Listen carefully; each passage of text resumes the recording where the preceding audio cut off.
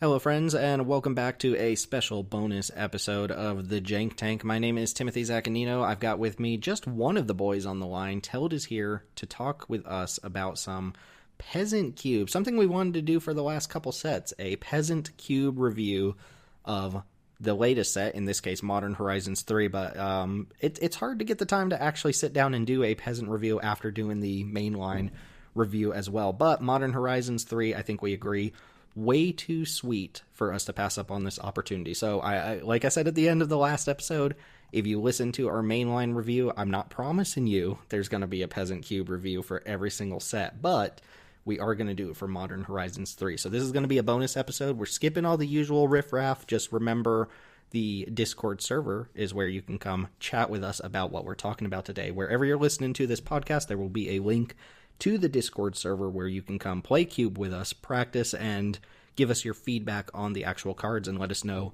what we're too high on, what we missed, what we're too low on, so on and so forth. But Teld, thanks for joining me today for another really long recording where we just get to gush about a million cards. This is going to be a long one, and we've got a pretty big change to kick things off with. So how you ready for this? Are you feeling you ready for another? Well, we just did this for 3.5 hours yesterday, or 4 hours yesterday. So I mean, maybe Chris did make a good decision in getting away from all of this. I'm not looking forward to editing a second 3-hour long recording within the same time frame, but we'll do this. I'm assuming the mainline Cube review will be out before you're listening to this one, so you should definitely go listen to that one first. If you're only here for the Peasant Cube, there's going to be an overlap of some of the cards we talk about, and I will probably just reference what we talked about in the mainline review, so we'll spend less time on that because we have so much to get to. But we agreed, we shook hands again, and we said brisk pace. We're getting through this in a timely manner. I'm not going to go over all the mechanical stuff and the set impetus like I would in a normal review, since this is a bonus episode, but we did want to go ahead and from the top introduce something that we're experimenting with. Since it's just Teld and I wanted to see if we could get away with some sort of rating system for the cards we're going to talk about here, and if there's any feedback about it, or if you enjoyed us doing it or not. Hopefully we can see whether to incorporate that into other reviews in the future. But we've got a pretty loose rating system, like a really experimental rating system, where we're going to be labeling the cards we talk about with different categories. It's not like a 1 to 10 scale or an A to F scale or anything like that, but we'll be putting some tags on the cards we talk about. If it's a modal card that we're including in a cube because it's flexible, we'll give it the flexible tag. If it's really only intended for like a sacrifice deck or a tokens deck, we'll label it with the archetypal tag and so on. My favorite being the red flag card, which are usually cards that we either ignore completely because they're too good, or we add to the cube knowing full well that they're probably going to be problems. So we've got a couple ratings that we'll be adding to cards, and you, the listener, can let us know if that's something you would like to see us use in the future, or if it's just not worth the time and effort. So, Teld, I think it's really important that we talk about the land situation. Yeah, so this is a potentially controversial decision we have made, but we are going to be moving the Peasant Cube mana base in a more Peasant direction. We're not doing the full overhaul, but about half of the rare lands that we play are going to be hitting the old dusty trail, because they finally given us lands that we think are of an appropriate power level to cut into some of that equity.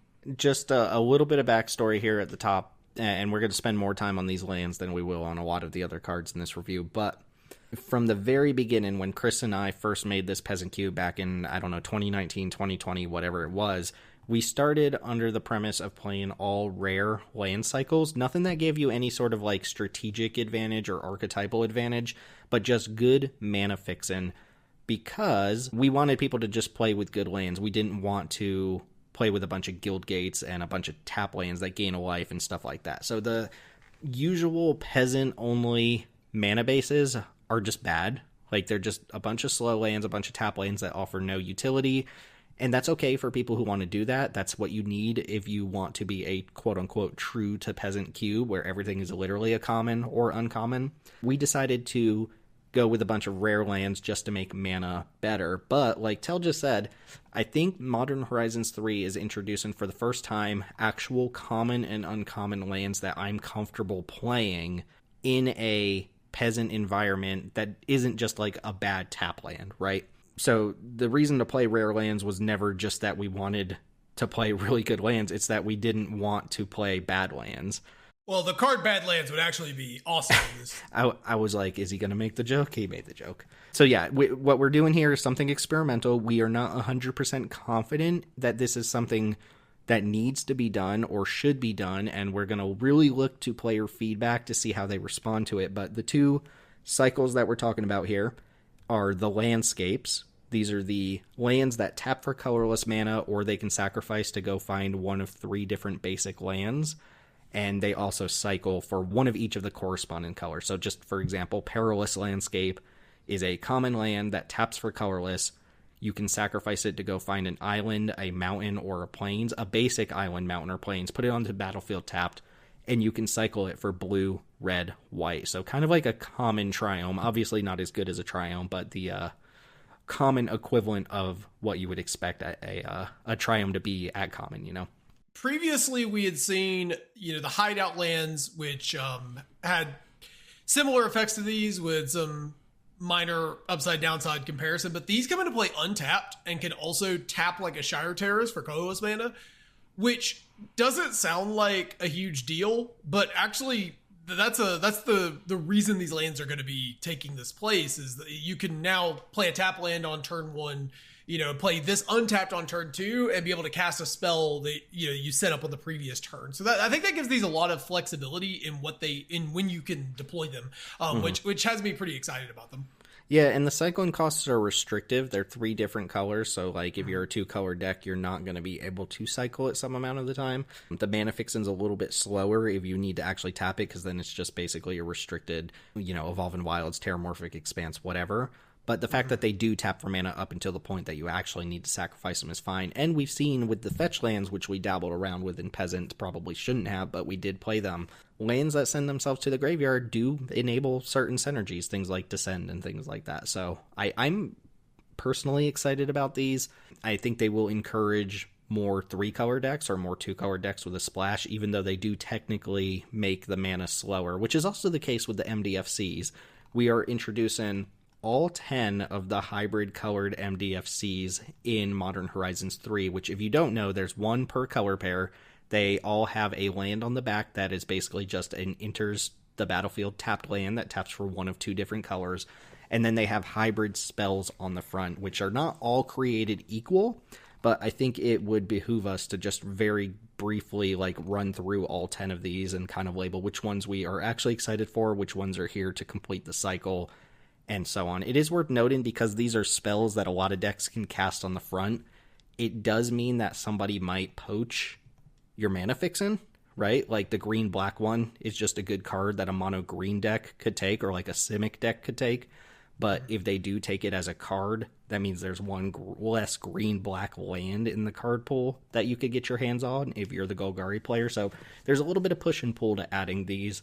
But I think we're just kind of generally excited for the prospects of playing actually good uncommon lands. So anything else to say about the MDF nature of the cards before we actually talk about the cards? Yeah, I mean, mostly just what you said was pretty accurate. I think that some of these will get poached, and I think it's going to make the actual fight over getting your lands into your deck a real thing. It's even more than in the mainline cube. If you see your dual land, if you see a dual land you think you're going to want to play, you just need to take it. The mana is going to be much tighter, and it's going to be more like a traditional limited experience, I think, where you need to prioritize those lands. And some of the lower tier lands, I think, that have historically not seen a lot of play might bump up in the pick order a little bit, just because they can kind of fill in the holes that your mana base might otherwise have. Yeah, and this might at the same time limit the 4-color Mold Drifter piles that we see on occasion, but increase the number of actual strategic 3-color decks we see, like Sultai and stuff like that. So we'll see how it plays out, and if it feels like we're taking too much of a hit to the mana fixin', we will definitely reverse some amount of this decision here, but I think we're excited about it. I think it's been a while since we've seen monocolor aggressive decks doing particularly well in our cube. Part of that is just modern design. Part of that is the fixing, I think, making it easy to play a second color. But like, I do think this incentivizes you a little bit to play a monocolor or mostly one color aggressive deck. So something like a white deck splashing heroic reinforcements, right? You now have like an incentive because some of the other players, particularly if they're playing 3 colors, their mana base is going to be a little bit slower. Yeah, that's a good point. Who is it that we were playing who was talking to us about the... we played their Peasant Cube and they were talking to us about the rare lands, and our defense of rare lands has always been that it feels like it's necessary for the aggro decks to have the untapped lands on like turn 1 especially, and their rebuttal to that was that when everybody has untapped lands, nobody's playing the slower decks that the aggro decks are meant to prey on in the first place. And by having a bunch of tap lanes instead of a bunch of untap lanes, you're actually bolstering aggro's position in that format, which I don't know where I'm at on that. I don't recall exactly who said it, but I kind of get that point where the slower the mana is, the better the aggro decks get, even if the aggro decks themselves have slightly slower mana. Yeah, I think part of my pushback on that would be, generally speaking, we just expect the aggro decks to play a second color and have good mana, and therefore their power level of their aggressive curves will be stronger, whereas I think they were in the position that they want their aggressive decks to be like base 1 color, whereas we kind of expect ours to be base 2 colors, and we've seen aggro decks even splash a 3rd color, but still have a very aggressive game plan.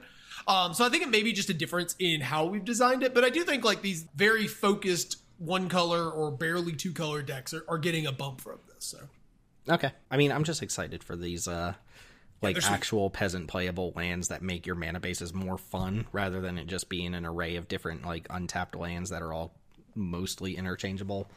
That being said, let's go ahead and get into our actual card review, starting off with the red-black one. And remember, these are all hybrid mana, so like it is a Rakdos card, but you could play it in like Boros or something like that. So Blood-Soaked Insight is 5 Rakdos, 7 mana total. It costs 1 less to cast for each 1 life your opponents have lost this turn.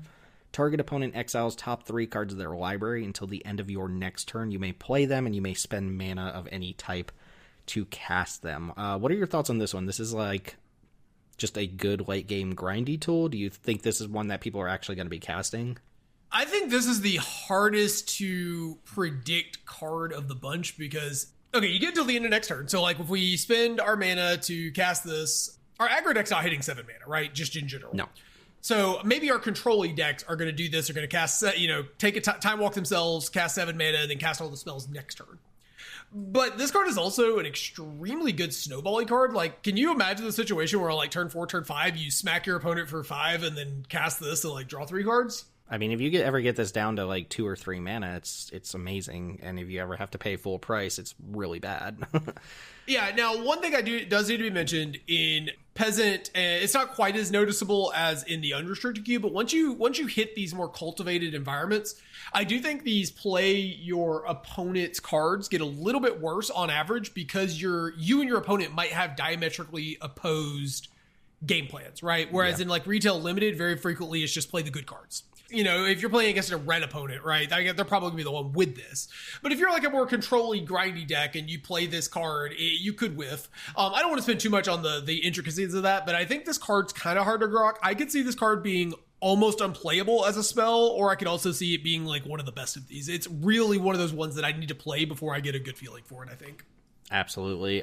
We've got the blue-green one here, which is Drowner of Truth. It's 5 Simic, so 7 mana total. It is a 7/6 with Devoid, and if you cast the spell using colorless mana, you make 2/0/1 Eldrazi spawn creature tokens, which sacrifice to add colorless mana. This is just a big beater on the top of an MDFC, right? This is going to be good for your Simic decks, and you don't even care if you get the spawn or not.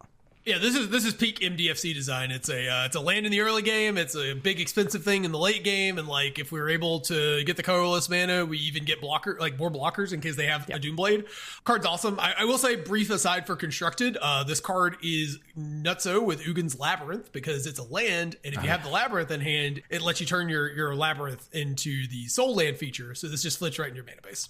That is kind of sweet. And it is worth noting, too, that I don't know if we're going to talk about any other cards, but the actual colorless requirement Is possible with the landscapes coming in, all 10 of the landscapes tap for colorless mana, but we'll see if that matters or not. It really doesn't for this card. The black-white one is Glasswing Grace, 3 Orzhov, 5 mana total for an aura.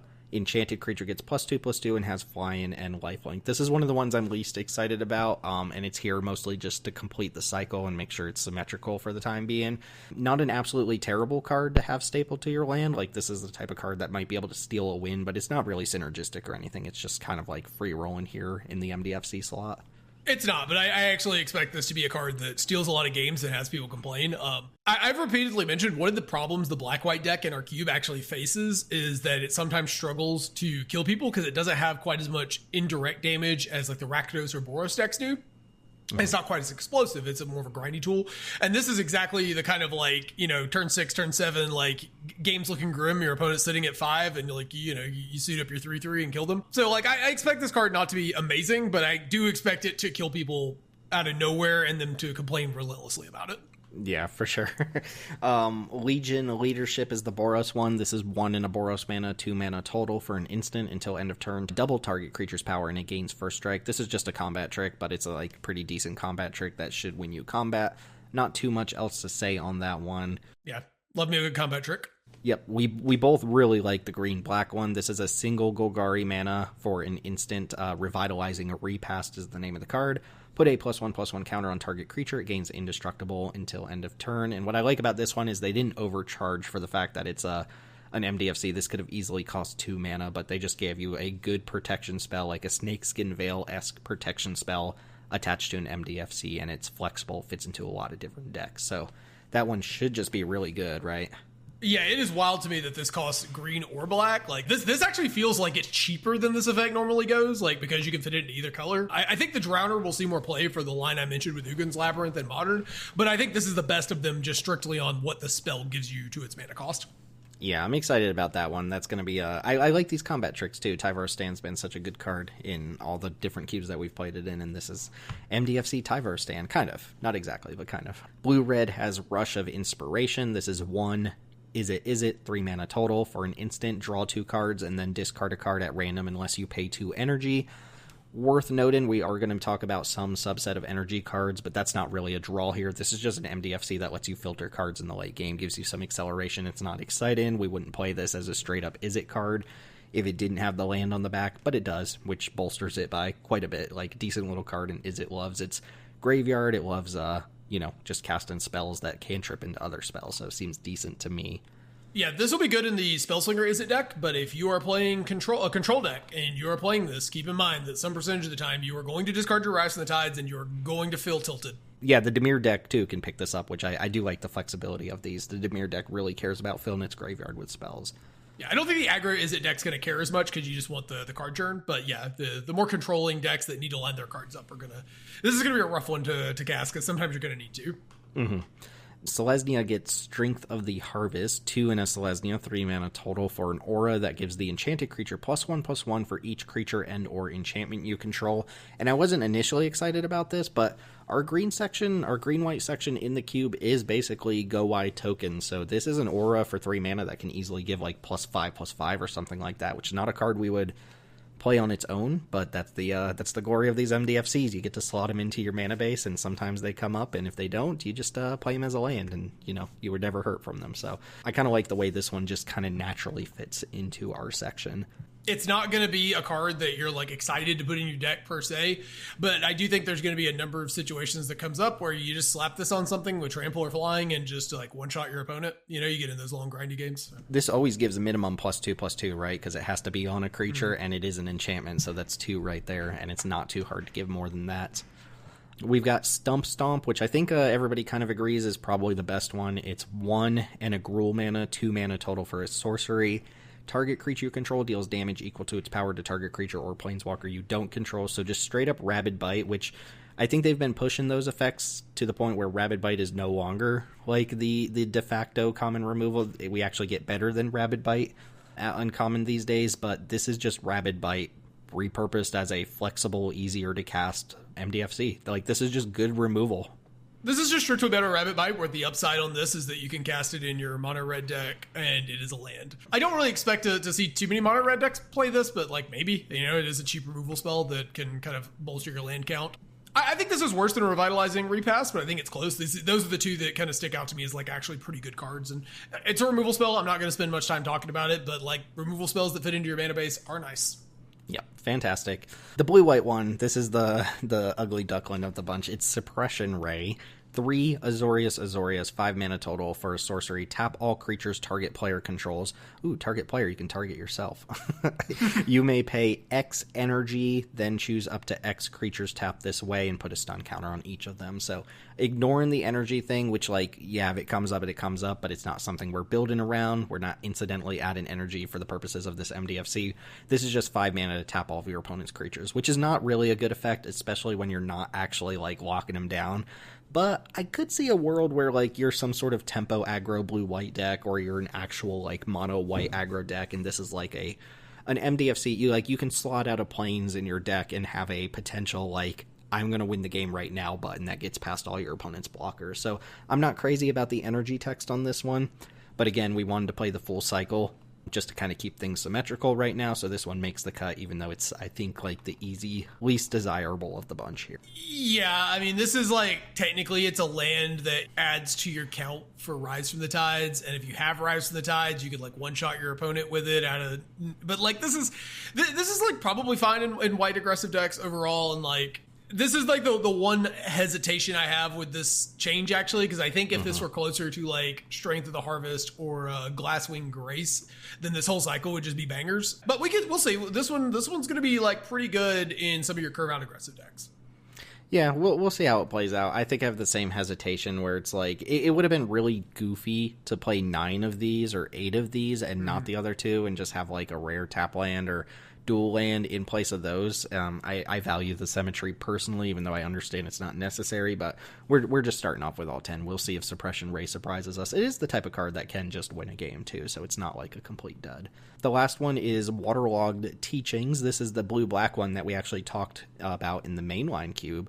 3 and a Dimir mana, so 4 total for an instant.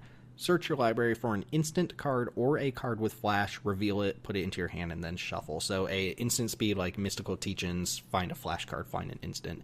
And we like this one, though I will admit, like, the cards you're fetching in the Peasant Cube are significantly less game-ending than the cards like Sublime Epiphany and Torrential Gearhulk that you're finding in the mainline cube. Plus, like, a lot of the finishers in blue-black don't fit this requirement, so you can't go get your Rise from the Tides, you can't go get your Mouth of Sauron or anything like that, but you can easily just go get a draw spell or a counter spell or something like that. I think here in the Peasant Cube, this card is closer to like fine and like flexible rather than awesome, because like you said, in this environment, like your finishers are battles, creatures, sorceries, and enchantments. They're not actually spells, whereas in the mainline cube, your finishers are those instants. We talked about this one in the mainline cube where you would pretty much only ever put it in a blue control deck. Could you see putting this in a non-blue deck? Like, do you think there would be a black-green or black-red deck that would play this? Yeah, my instinct is no, because, yeah, it would just be fetching up removal. All the best spells are still going to be mostly situated in blue.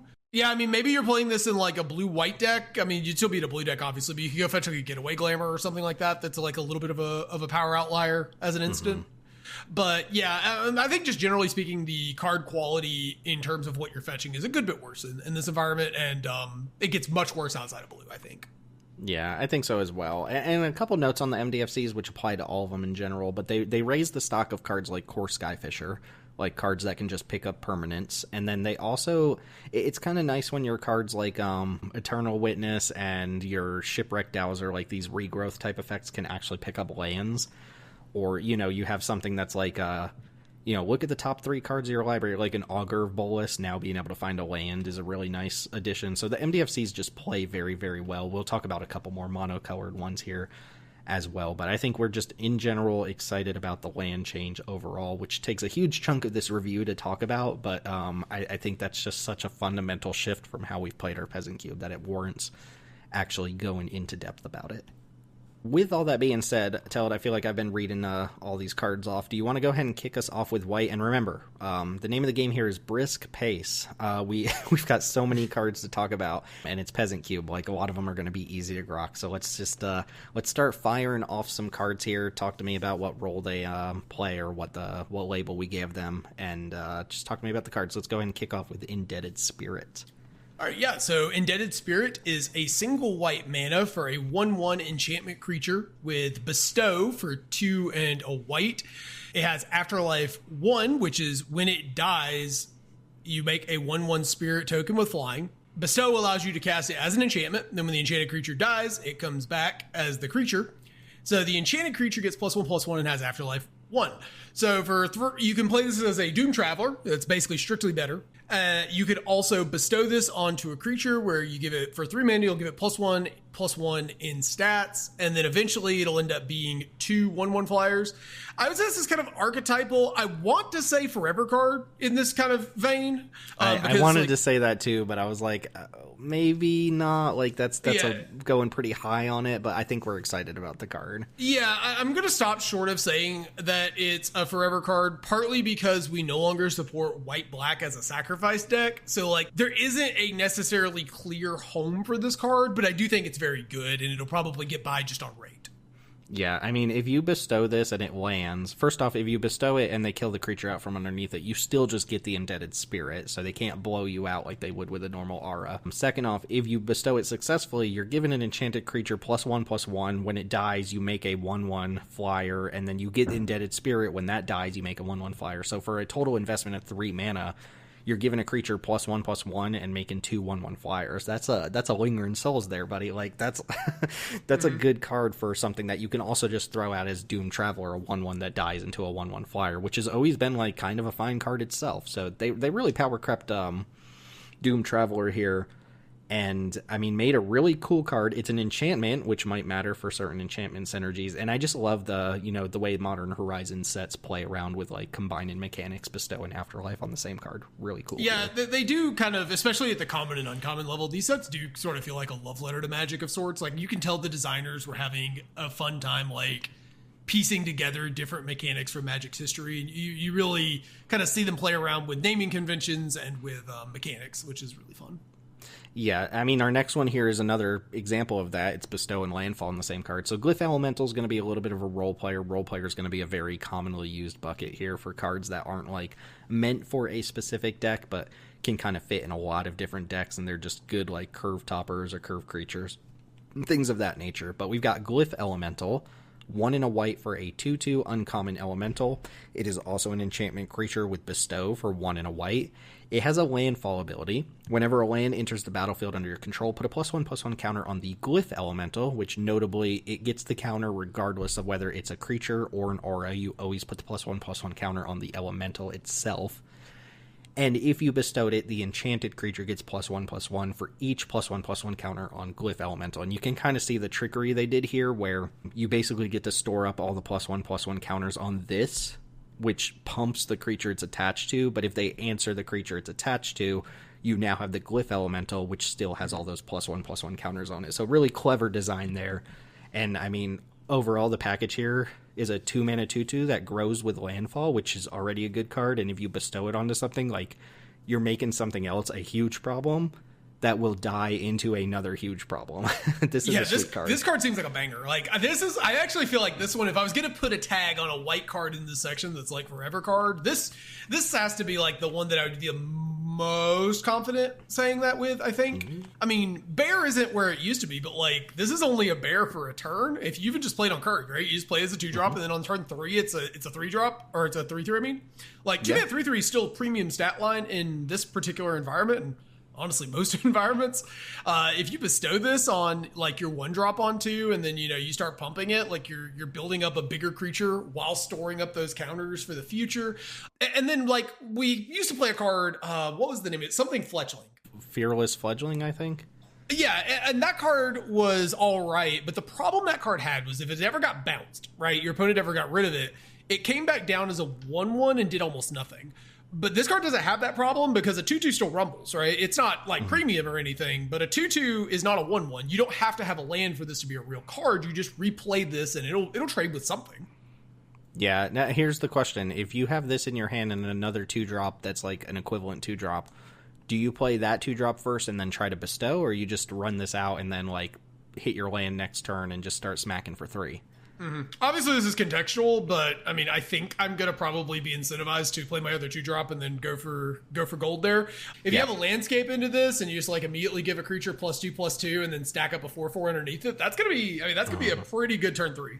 Yeah, both cycles of dual lands we talked about benefit landfall. The landscapes obviously are double landfall triggers, and then the MDFCs just mean you have more lands in your deck if you need to trigger landfall. So I'm excited about this card. Yeah, this is a really sweet one. Why don't you take the next one here? I think this is one of our categories is Not For Us, which is a card that we should mention because it will absolutely do work in somebody's cube somewhere, but it doesn't really fit the context of our cube. Yeah, so the next card is Metastatic Evangel, which is a cool name.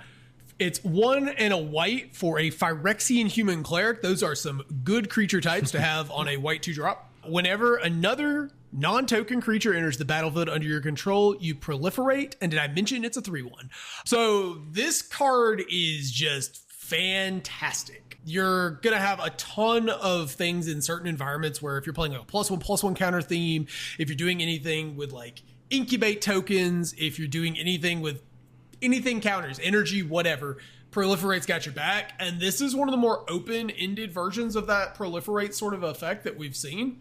Even in our environment, like you could play this into like a Norn's Inquisitor, right? And you stack the triggers where you get your incubator first, and then your incubator would be a 3/3 underneath it. I don't want to spend too much time talking about that, but like, again, this is not a card that's necessarily for us that would probably be fine if we put it in. It would find ways to be good. But this card in environments where it is synergistic, where you're taking advantage of either the creature types or the +1/+1 counters or whatever, is just going to be like Rockstar Mythic Uncommon type of card. I mean, this can like accelerate sagas if you're playing toxic or poison. Like this, just every creature adds a poison count. Like this does a lot of stuff and is a really powerful ability on just a 2-mana 3/1 as well. You know, creatures that are just made up of counters. Like there's the Watchdog in this set that's like green-white for a 3/3, but it's all +1/+1 counters. That just naturally comes in with an additional +1/+1 counter because of this effect. Incredible with like Core Skyfisher looping, where you bounce the Core Skyfisher and you just like trigger it a bunch. Yeah. I mean, there was a world where our green-white section was +1/+1 counters, and we would have absolutely played this in the context of that archetype, but we don't do that anymore, and we don't explicitly support +1/+1 counters, but it's not hard for this to be, in my opinion, just a very broken card. You know, Ridge Scale Tusker? Can you imagine Ridge Scale Tusker, put a counter on everything, and then proliferate? Even in our cube, this would be good. I actually think that there's a possibility this card would be like extremely powerful in our environment that does not support any of this. Like it incidentally. It could be incidentally just very powerful even without explicit support, yeah. But I'm sure like this card is absolutely like busted in somebody's cube. Something like the Proliferate cube. Mop has a literal Proliferate cube. Like this has to be in there, and it has to be amazing, right? Yeah, this is like for Mop's Proliferate cube. This is like when Roja's Eni cube got the Riku, which is the modal like Lord card. It was like Exactly, this is the boss monster of that cube, right? Oh, that's funny. Our next one here is a pretty simple one. It's Proud Pack Rhino, 2 and a white for a 3/3 uncommon Rhino. When it enters the battlefield, choose one, put a shield counter on target permanent, or proliferate. And again, proliferate text might matter for the context of your cube. It's going to be really good if it does. 3-mana 3/3 that proliferates, if that matters, is awesome. But also, like, a 3-mana 3/3 that comes in with a shield counter, let alone putting a shield counter wherever you want. That's just a really strong card. That's almost like a 3-mana 3/3 that dies into another 3/3, right? Because it just eats the first removal spell or the first thing that blocks it. It is a little annoying that, like, if you're attacking with it, your opponent can, like, toss a 1/1 in front of it to eat the shield counter, but even then, you just ate that 1/1 and you still have your 3/3 on board. So I think this is just, like, a generic role player. Like, you can put this in a lot of different decks if you care about attacking. Even if you care about just blocking, it's great. And then it does have some archetypal synergy as well if proliferate matters.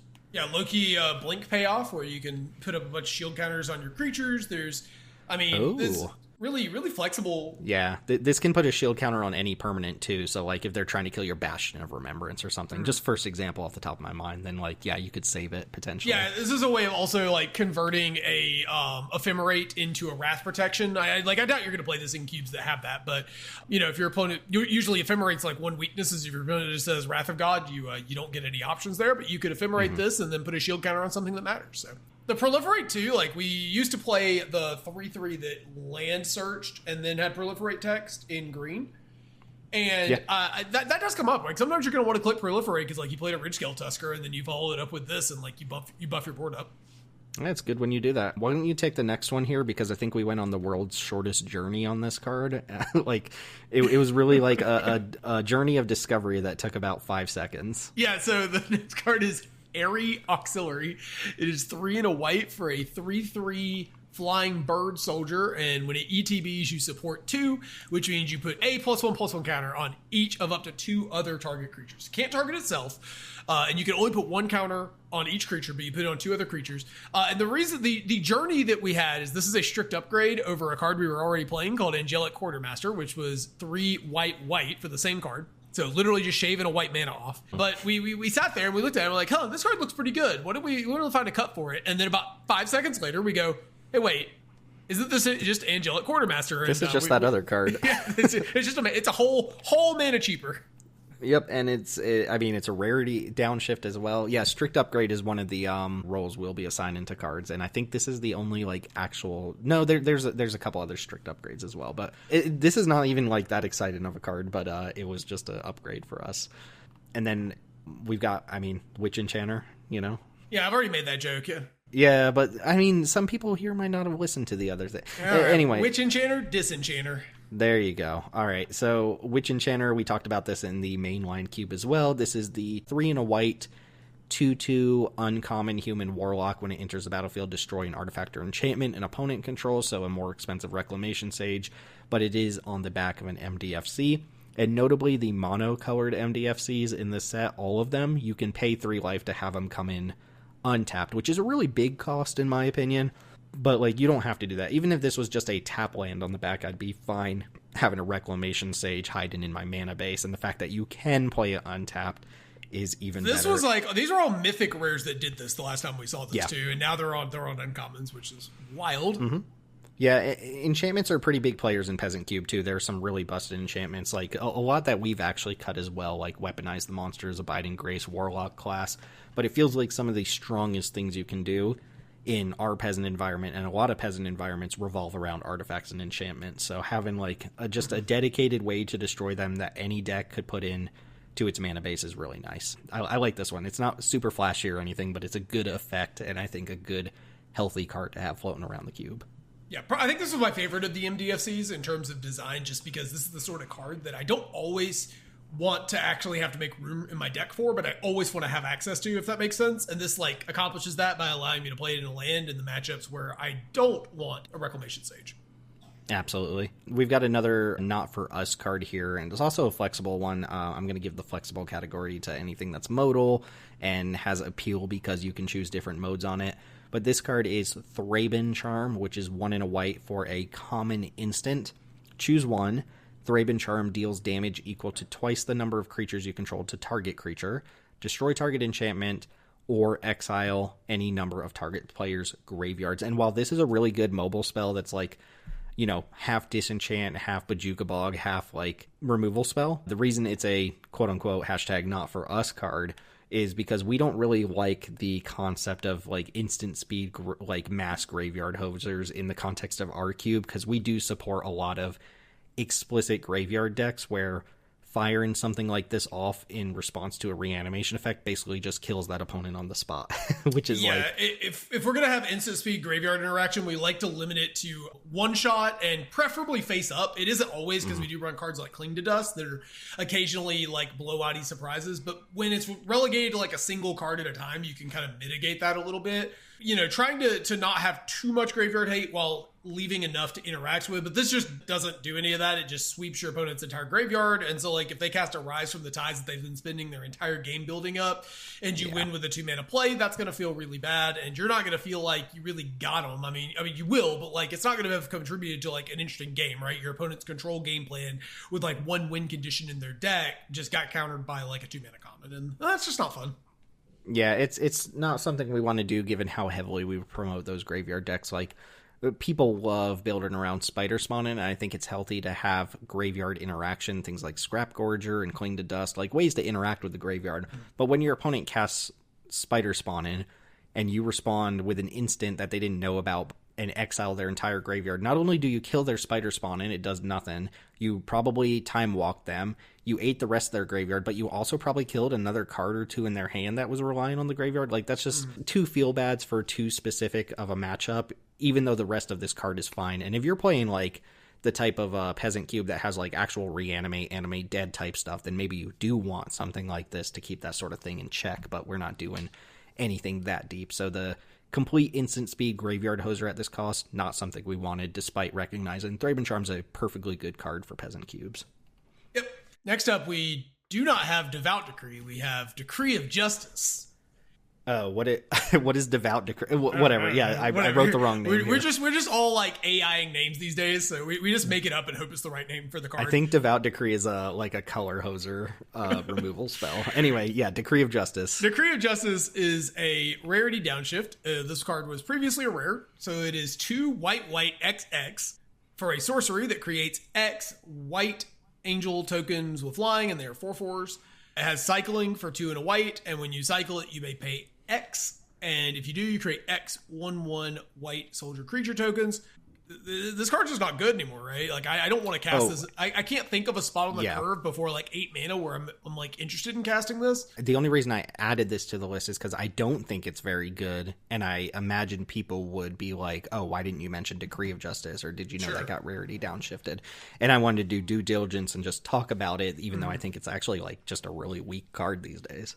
Yeah, if I'm trying to, like, think of situations where I'm interested in playing this card, if you're playing a bunch of Eldrazi spawn, like the retail set, where you can conceivably, like, sack a bunch of Eldrazi spawn and make a bunch of mana for this, or if you're playing, like, Hedron Archive, Worn Powerstone type stuff for some reason in your Peasant Cube, like, maybe, like, because once you get to, like, 8 mana, you're starting to feel pretty good about it. Like, 8 mana for 2 4/4s in Peasant is, like, pretty good. And cycling for, like, 1,000,000 cards also just gives you infinite time with your chump blocks. So, like, I could see situations where you're playing a really weird environment that makes an arbitrary amount of mana or has access to that, and, like, then maybe it's okay, but it's a pretty specific environment. I mean, you could conceivably do it, but we don't have decks that really support a white casting cost and also want to get to 8 mana, so... Right. Like, those are a little opposed. And I suppose you could be like a Simic deck that's splashing white to cycle this on 8 and make like 5 1/1s and draw a card, and, like, sure, that's good. But we would be using a white slot for a Simic card, and that's just not something we really want to do that much. Next up, we're moving into the spells, obviously. We've got Dog Umbra, which is 1 and a white for a common flash aura. It can enchant any creature, and as long as another player controls enchanted creature, it can't attack or block. Otherwise, Dog Umbra has Umbra Armor, which is just the flavorful errata of Totem Armor. It basically means if the creature this is attached to would be destroyed, you just destroy this aura instead, so it protects it once against a destruction effect or lethal damage.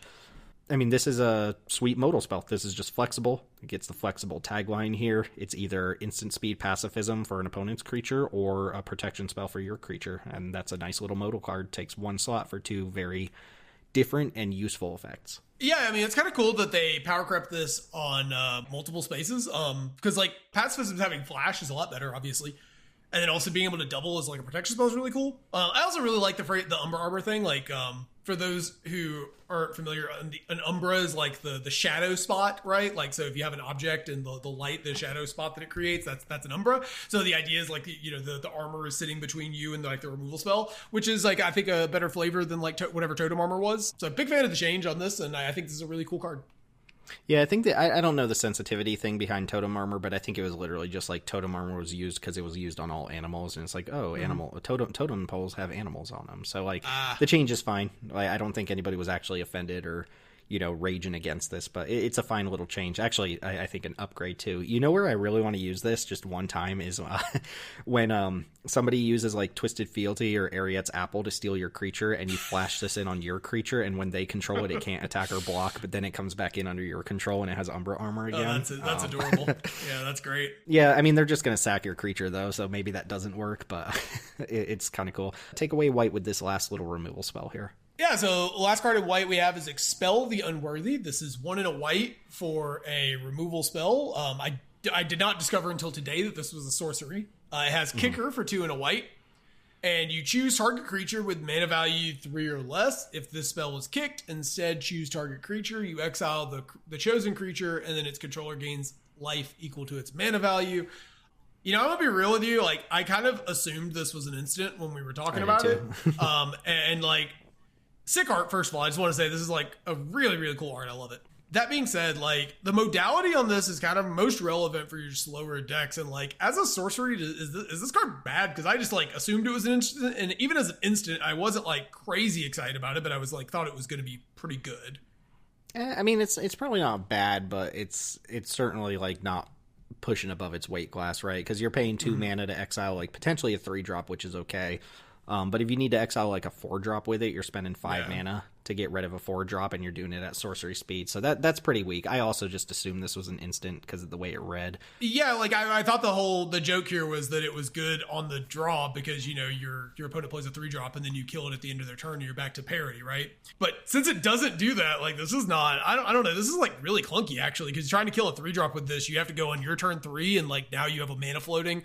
I don't know. I would have liked this a lot as an instant, just as like a card that doesn't necessarily punish you for being on the draw, but like, yeah, this is just another card that punishes you for being on the draw. The kicker mode also gains your opponent life too, which if you're using this to, exile a 4-drop, maybe it would have behooved us to actually read the card and like not talk about it here, but we get to parse out 1 or 2 of these on the podcast itself. So yeah, this might actually just be a pass. That's the new category that we're going to add in right now is we talked about a card that neither of us like. That's a pass. But yeah, that's going to go ahead and cover white for us. That feels brisk. Does that feel brisk enough to you? Yeah, that feels reasonably brisk. Let's see, how long did that take us? 52 minutes, and we're already done with one section? Let's go.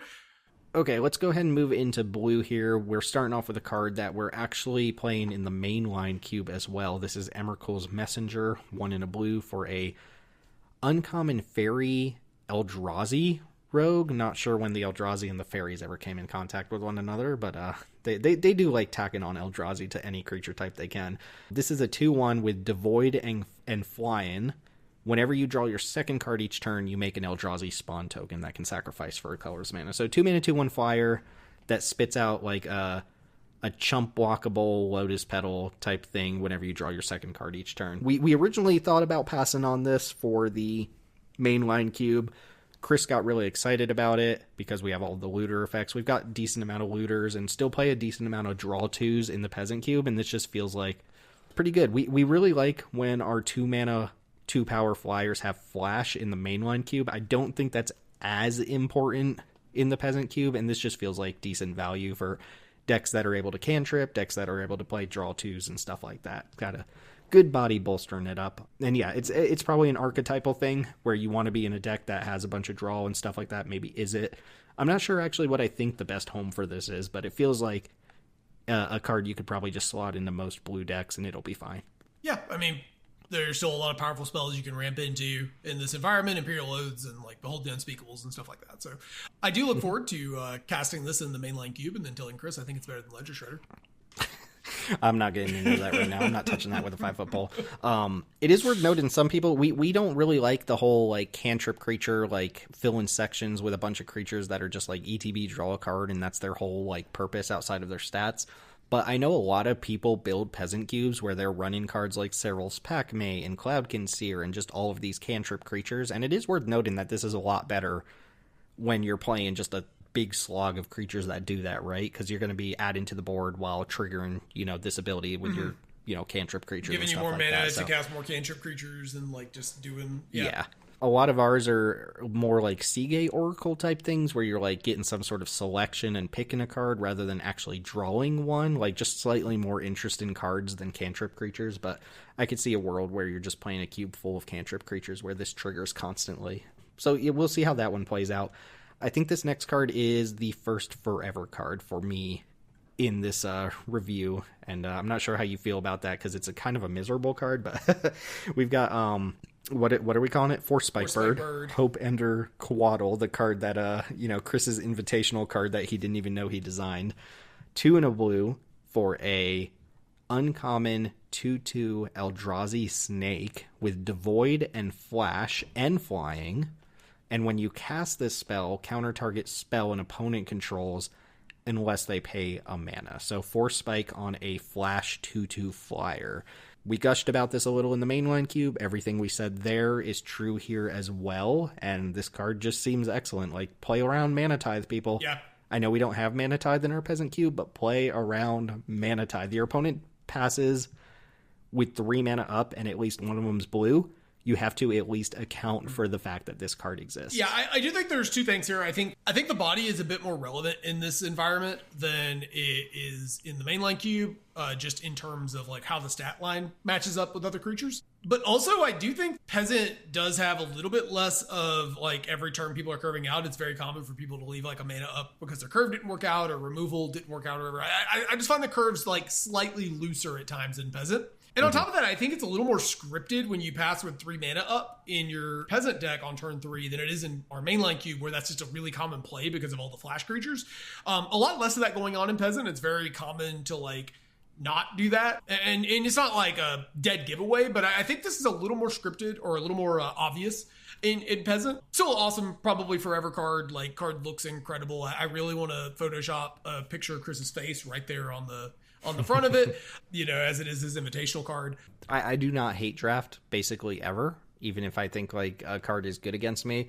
But this has the settle the wreckage kind of vibe where I would 100% hate draft this just so I know my opponent can't have it. They can't represent it. But that moves us to, we just talk about cantrip creatures. We've got one here. So Serum Visionary is 2 and a blue for a 2/2 common Vidalcan Wizard. When it enters the battlefield, draw a card, then scry 2. Pretty simple card. Obviously, like, this only exists for the sake of making the name pun, same as they did with Pondering Mage in the first Modern Horizons. And at this point, like, I do think we're probably one Modern Horizon set away from what I would like to call Octopus.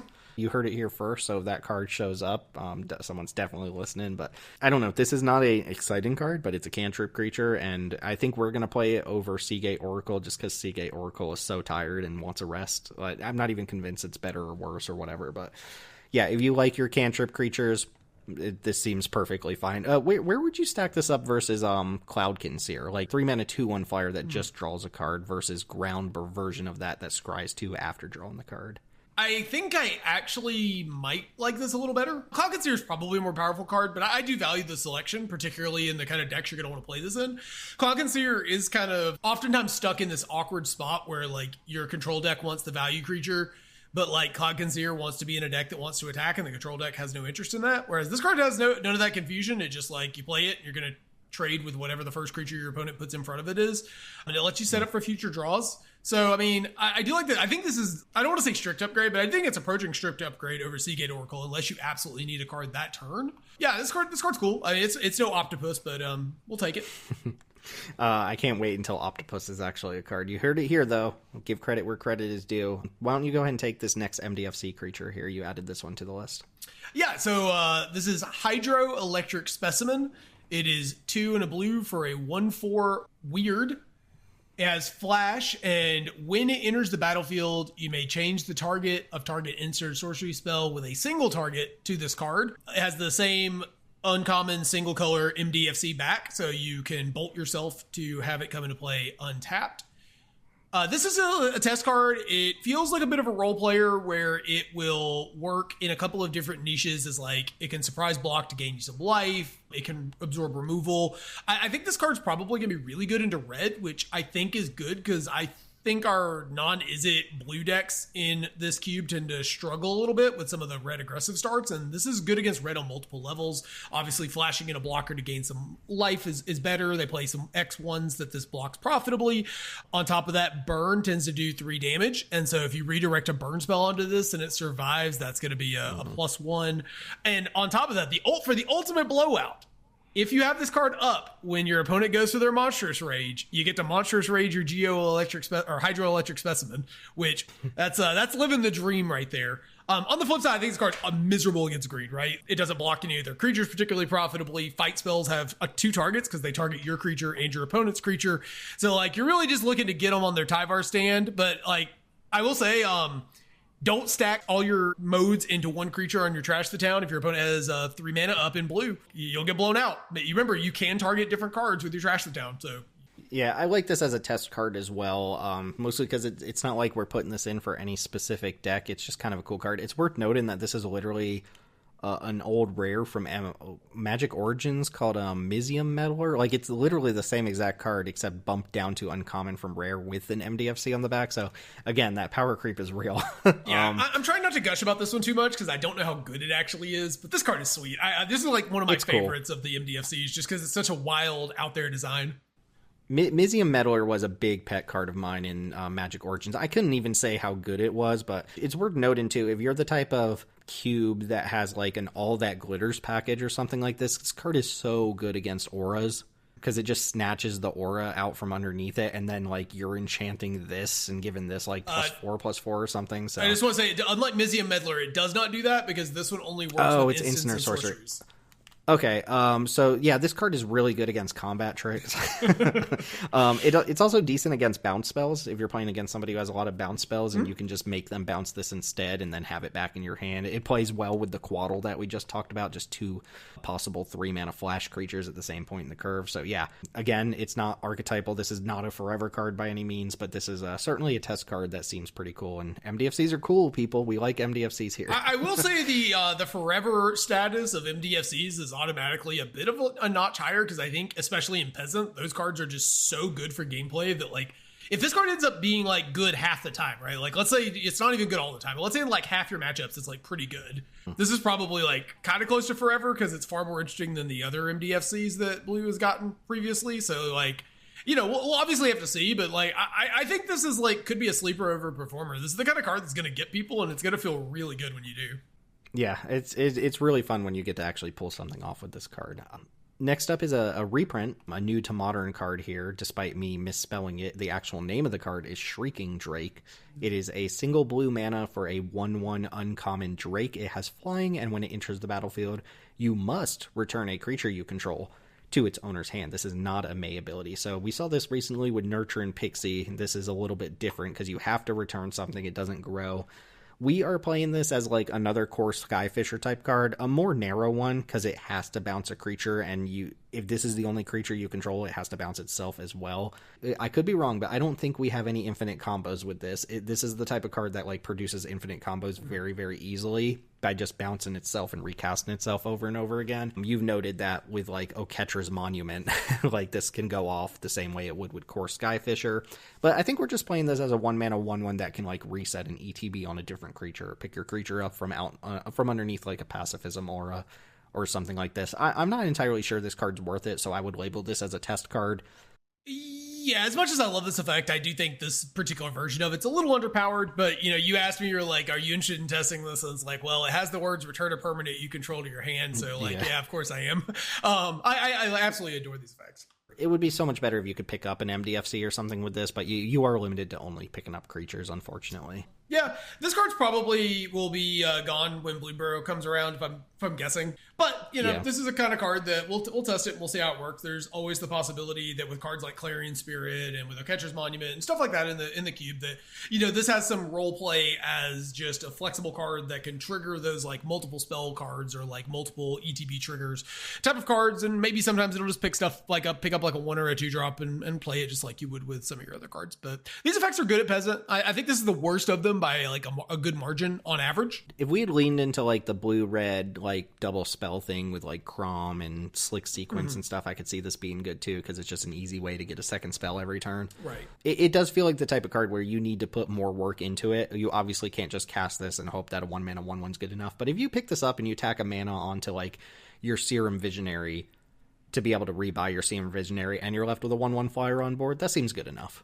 So next up, we're moving into our spells, and the first of them is a card called Tune the Narrative. It is a single blue mana for an instant, and you draw a card and then gain 2 energy counters. So this is kind of archetypal, not for us kind of card, I think. You know, there's a handful of good energy cards in this set. There's some good energy cards from Kaladesh that exist, and if you are interested in those cards, this is an automatic include and probably very good. If you're not playing Rogue Refiner, Attune with the Ether, that sort of package, like this is probably not very good. It's also going to lead to some really miserable games if you do include that with a 2-drop we're going to talk about when we get to red. Yeah. You know, comment below what you think that red 2-drop is. I think this card like could make a pass if we really had like an open slot or something, because we talked about 2 MDFCs in the dual color section that use energy in different ways, and there's 1 or 2 other cards that can use energy, but we're not like so energy specific. And I also don't want the type of card that like, you know, somebody sees this in a pack that also just coincidentally has some other energy card, and they're like, okay, I'm drafting blue energy, so I'm going to first pick Tune the Narrative. I'm going to be like, no, don't do that. This is just here because it's a cantrip. And like, I don't want to trick people into thinking there's like a mini energy sub-theme, because there's not. So we're taking a pass on this. But yeah, if you're playing Long Tusk Cub in your cube, like you probably want, like if you're actually playing energy, this card's insane. Oh yeah, it's very good. Because we saw that with Attune with Ether, right? That's obviously the pun on the name here. But Attune with Ether, when you actually use the energy from that card, it's like a 2-for-1 for 1 mana, and that's very similar here with Tune the Narrative. Next up, we have Brain Surge, which is 2 and a blue for an instant at uncommon. Draw 4 cards and then put 2 cards from your hand on top of your library in any order. And as with Brainstorm, this gets so much better if you can find a way to like scry those cards to the bottom or shuffle or whatever. This is just a role player. If you have cards that care about drawing a mass amount of spells, or, you know, just getting a bunch of spells into your graveyard, like this is an expensive cantrip. It's kind of very similar to things like Thrill of Discovery, stuff like that, like just big draw spell that can accelerate you farther into your deck, and then hopefully you can clear off the top of your deck. Like not a necessary card at all. I find the art to be like a little uninspiring too. Not bad, but just like what is this, you know? Yeah, I think it's pleasant and it like fits, but it's not particularly inspiring. I do think this card is kind of unique given that we don't currently have access to Brainstorm. And I will say last night, for the first time in quite a while, we were playing the mainline cube, and I got to Brainstorm with a fetch land in play, and man, that is a cracked out feeling. You know, it's been quite a while since I played New Legacy, and like that is a good feeling to put 2 lands back on top of your deck and then crack your fetch, and it's like you feel like you're living large. Oh yeah, I mean we've heard of getting Brainstorm locked, but if you get Brain Surge locked, I guess that's the same exact thing, but you just drew deeper. But yeah, I mean this effect at 3 mana, like we could take it or leave it, but we are going to play it as a role player for right now. It's just a big draw. Sees a ton of cards too. I mean, like even like if you think about this like your Izzet deck, right, and you just like slam this and you just like gas back up with spells for next turn. Like, do you really care if you Brainstorm locked yourself? If you just looked at 4 cards and several of those are probably going to draw more cards. I don't really think the whole Brainstorm locking in cube is really as big of a deal. Just seeing that many cards is a very powerful effect. So I actually think this card's going to be pretty good. Yeah, we'll see how it performs. We've also got a flexible tag card here. Sink into Stupor. This is a 1 blue instant at uncommon. Return target spell or non-land permanent an opponent controls to its owner's hand. And of course it's an MDFC. It has Soporific Springs on the back of it. This is just an overcosted unsubstantiate, which really may not be worth it, but it's an MDFC, which lets you sneak it into your lands. This is one of the ones I'm least excited about, but we wanted to mention it here because people did get pretty excited about it. And sometimes like all you really need is that one spell to like effectively bounce a spell off the stack or get a creature out of the way. So I think it's a temporary card. I'm not actually excited for this effect at this cost, but MDFCs are they heal all wounds. I will tell you the first time that you bounce a Sifter Worm or an Imperial Oath off the stack, you're probably going to hear some screeching from somebody. Yeah, I mean I keep calling Reprieve the best card in the cube, which this is not reprieve, but to be fair, because this has cancel mana on it, if you like jam your Sifter Worm into cancel mana in this cube, like, I mean, you kind of have what's coming to you, right? Like, you just, but yeah, I think this card will probably be good. It'll be much worse against aggro for obvious reasons, where you just like, you're just not like interested in discarding a card to like bounce a 2-drop most of the time. I mean, it'll be something you do sometimes, but it's just, this is a lot better, the more expensive the spell you're bouncing off the stack, where you're able to generate a bigger tempo advantage. It's better if you can get on the board early so that you can be applying pressure while you're doing this. So it's probably a secret is it card where it just will be super obnoxious. You think you're stable and then they bounce your blocker and kill you. Yeah. Take this next one because I think I'm actually coming around on this one, but I think you were the one who originally brought it up. Yeah. So next up is Deem Inferior, which is 3 and a blue for a sorcery, and it costs 1 less to cast for each card you've drawn this turn, which feels really weird to tag on to a sorcery. The owner of target non-land permanent puts it into their library second from the top or bottom, and I actually just missed just now, like reading his tech.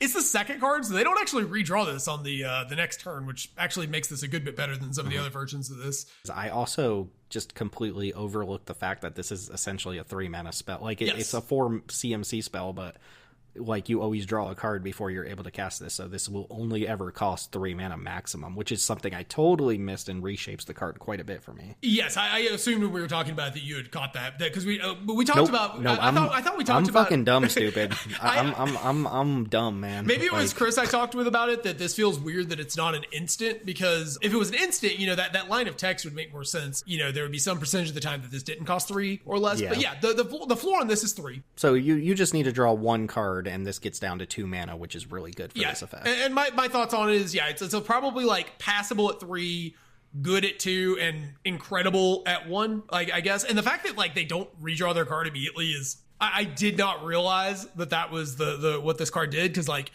as Magic players, I mean, I'm sure all of you sitting at home are like, hey, dum-dums, why don't you just read the card? But obviously we see these variations of these cards so often that your brain kind of shortcuts and heuristics to versions of the effect. So, this is got to be the best version of this effect we've seen, right? Yeah, I think I need to go back and reevaluate this card a little bit, because I just assumed this was 4 mana and then cost 1 less for each card you've drawn, but the fact that it just spots you one of the mana, I agree it is a little bit weird that it's on a sorcery, but I definitely need to go back and reevaluate how this would play out, because it seems like it should be pretty easy to get it down to just 1 or 2 mana, in which case it's just fantastic at this.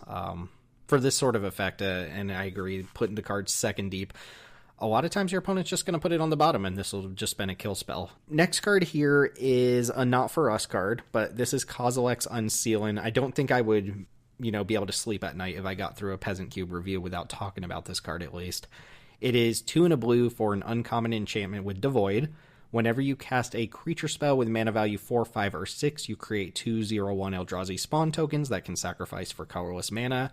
Whenever you cast a creature spell with mana value 7 or greater, draw 3 cards. Like, this isn't Up the Beanstalk, which has been a very impressive card in the Peasant environment, especially with like expensive creatures that have their own cost reduction. But the fact that this triggers on a smaller group of creatures, like if this only had the 7 or greater clause on it, it probably wouldn't trigger often enough to justify, a 3 mana do nothing enchantment. But the fact that it also has something in the middle for your 4, 5, and 6 cost cards, and there's no restriction on what kind of creatures you can cast, I think this card is very, very powerful. Probably like one of the best uncommons in the set for like high power level environments that can justify like the triggers on this. Plus, even if we were to add it to our cube, I think it could see some play with things like Colossal Sky Turtle. We have Hollow Marauder is a great example of a 7 mana creature that usually only costs like 3 or 4 mana, and drawing 3 cards for casting your best spells is like, maybe that's like just like a little bit too win more, but that is a huge effect on top of something that also gives you a bunch of like chump blockers and extra mana for casting your middle of the road cards. So maybe this is like a Simic deck thing.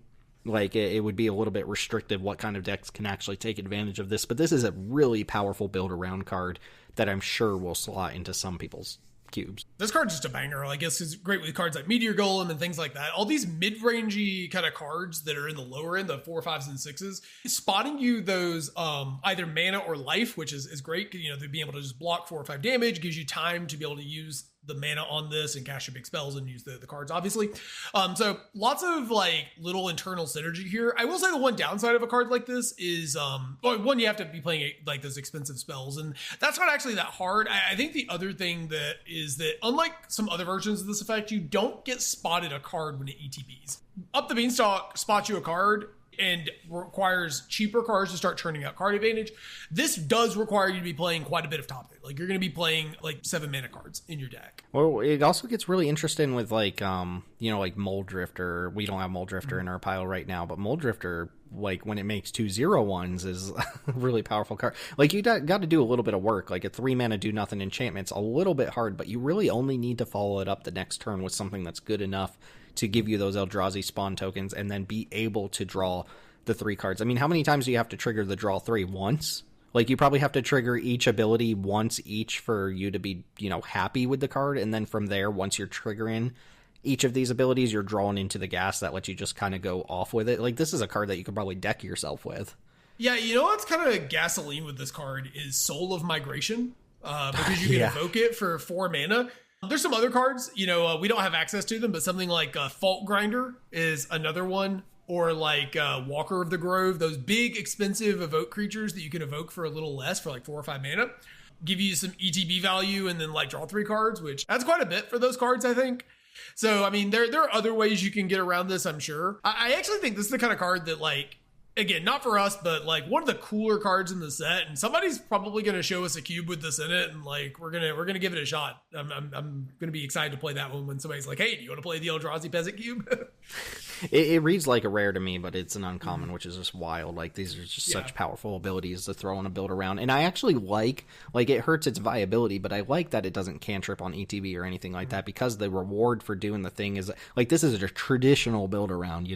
I'm gonna take a turn off. I'm gonna incur some risk by not affecting the board the turn I play it, and in exchange I am going to absolutely go off, like, if you let me survive long enough. So I like this as a build around. This is really sweet, and I'm hoping I can find a way to weasel into a cube that does play this, because it doesn't really fit for us. I guess we could make it fit if we really wanted to, but I don't know that the juice is worth the squeeze on that. One final blue card here, Tameo Meets the Story Circle. This is a test card. Like, this is the definition of a test card, because we have no idea really what to expect out of it or how it's going to play. But this is a saga for 1 in a blue. Chapter 1, until your next turn, whenever a creature attacks you or a planeswalker you control, it gets -2/-0 until end of turn. Chapter 2, discard any number of cards and then investigate twice for each card discarded this way. And then Chapter 3 got some loop-de-loop. Shuffle up to 3 target cards from your graveyard into your library. So nerf an attack, trade in a bunch of cards for a bunch of clue tokens, which, given a long enough time frame, you will actually cash that in for extra cards. So this draws you cards like on delay. And then Chapter 3 gives you some of that like loop-de-loop stuff that you're interested in. So I actually think the spot this is best in is in environments like the Affinity Cube that care about making artifacts. Like that's the most powerful line of text on this card, is like, make an arbitrary number of artifact ETBs. Yeah, and I labeled this as a test card, but we didn't actually go through with this one. We're not sure how it's going to play out, but we're going to see this one in action in the limited format and then reevaluate it. Because if it just turns out that, like, yeah, I'm supposed to discard 3 cards and get 6 clue tokens and then just like play the longest game of Magic, it might actually be very good, especially when Chapter 1 gives you a lot of freedom to get this into play. But we'll see how it performs first. I forgot that we didn't actually make a cut for this. Yeah, this is one that I look forward to seeing, because like you said, if you can somehow like discard 3 cards and then survive long enough to draw 6, like you got to win the game, right? It's like 2 minutes, like draw 3 cards at that point. Absolutely. Yeah. Black has a lot in this set. Do you want to kick us off with this first one drop?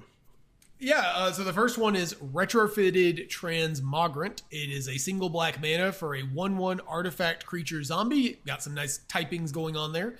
For 3 and a black, you could return it from your graveyard to the battlefield, tapped with 2 +1/+1 counters on it, and man, this is sweet. So, like, this is obviously a little more expensive than some of the previous versions that we've seen or that we run, stuff like Cult Conscript and Reassembling Skeleton. But those cards are synergy cards that require very specific game plans to like leverage those cards. Cult Conscript, sometimes you can just get by with like trading it and swapping off resources, right?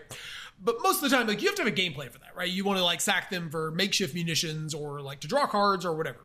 But like a 3/3 that just keeps recurring is kind of a game plan, right? It's like just kind of like this is my late game. Like this is what I'm doing. We just, neither of us have any cards, but I've got a 3/3 that keeps coming back. I mean, I see some cubes that still play like Sanitarium Skeleton with the whole plan being I'm going to pay 4 to bring this back, cast it for 1, and do whatever I'm going to do with it.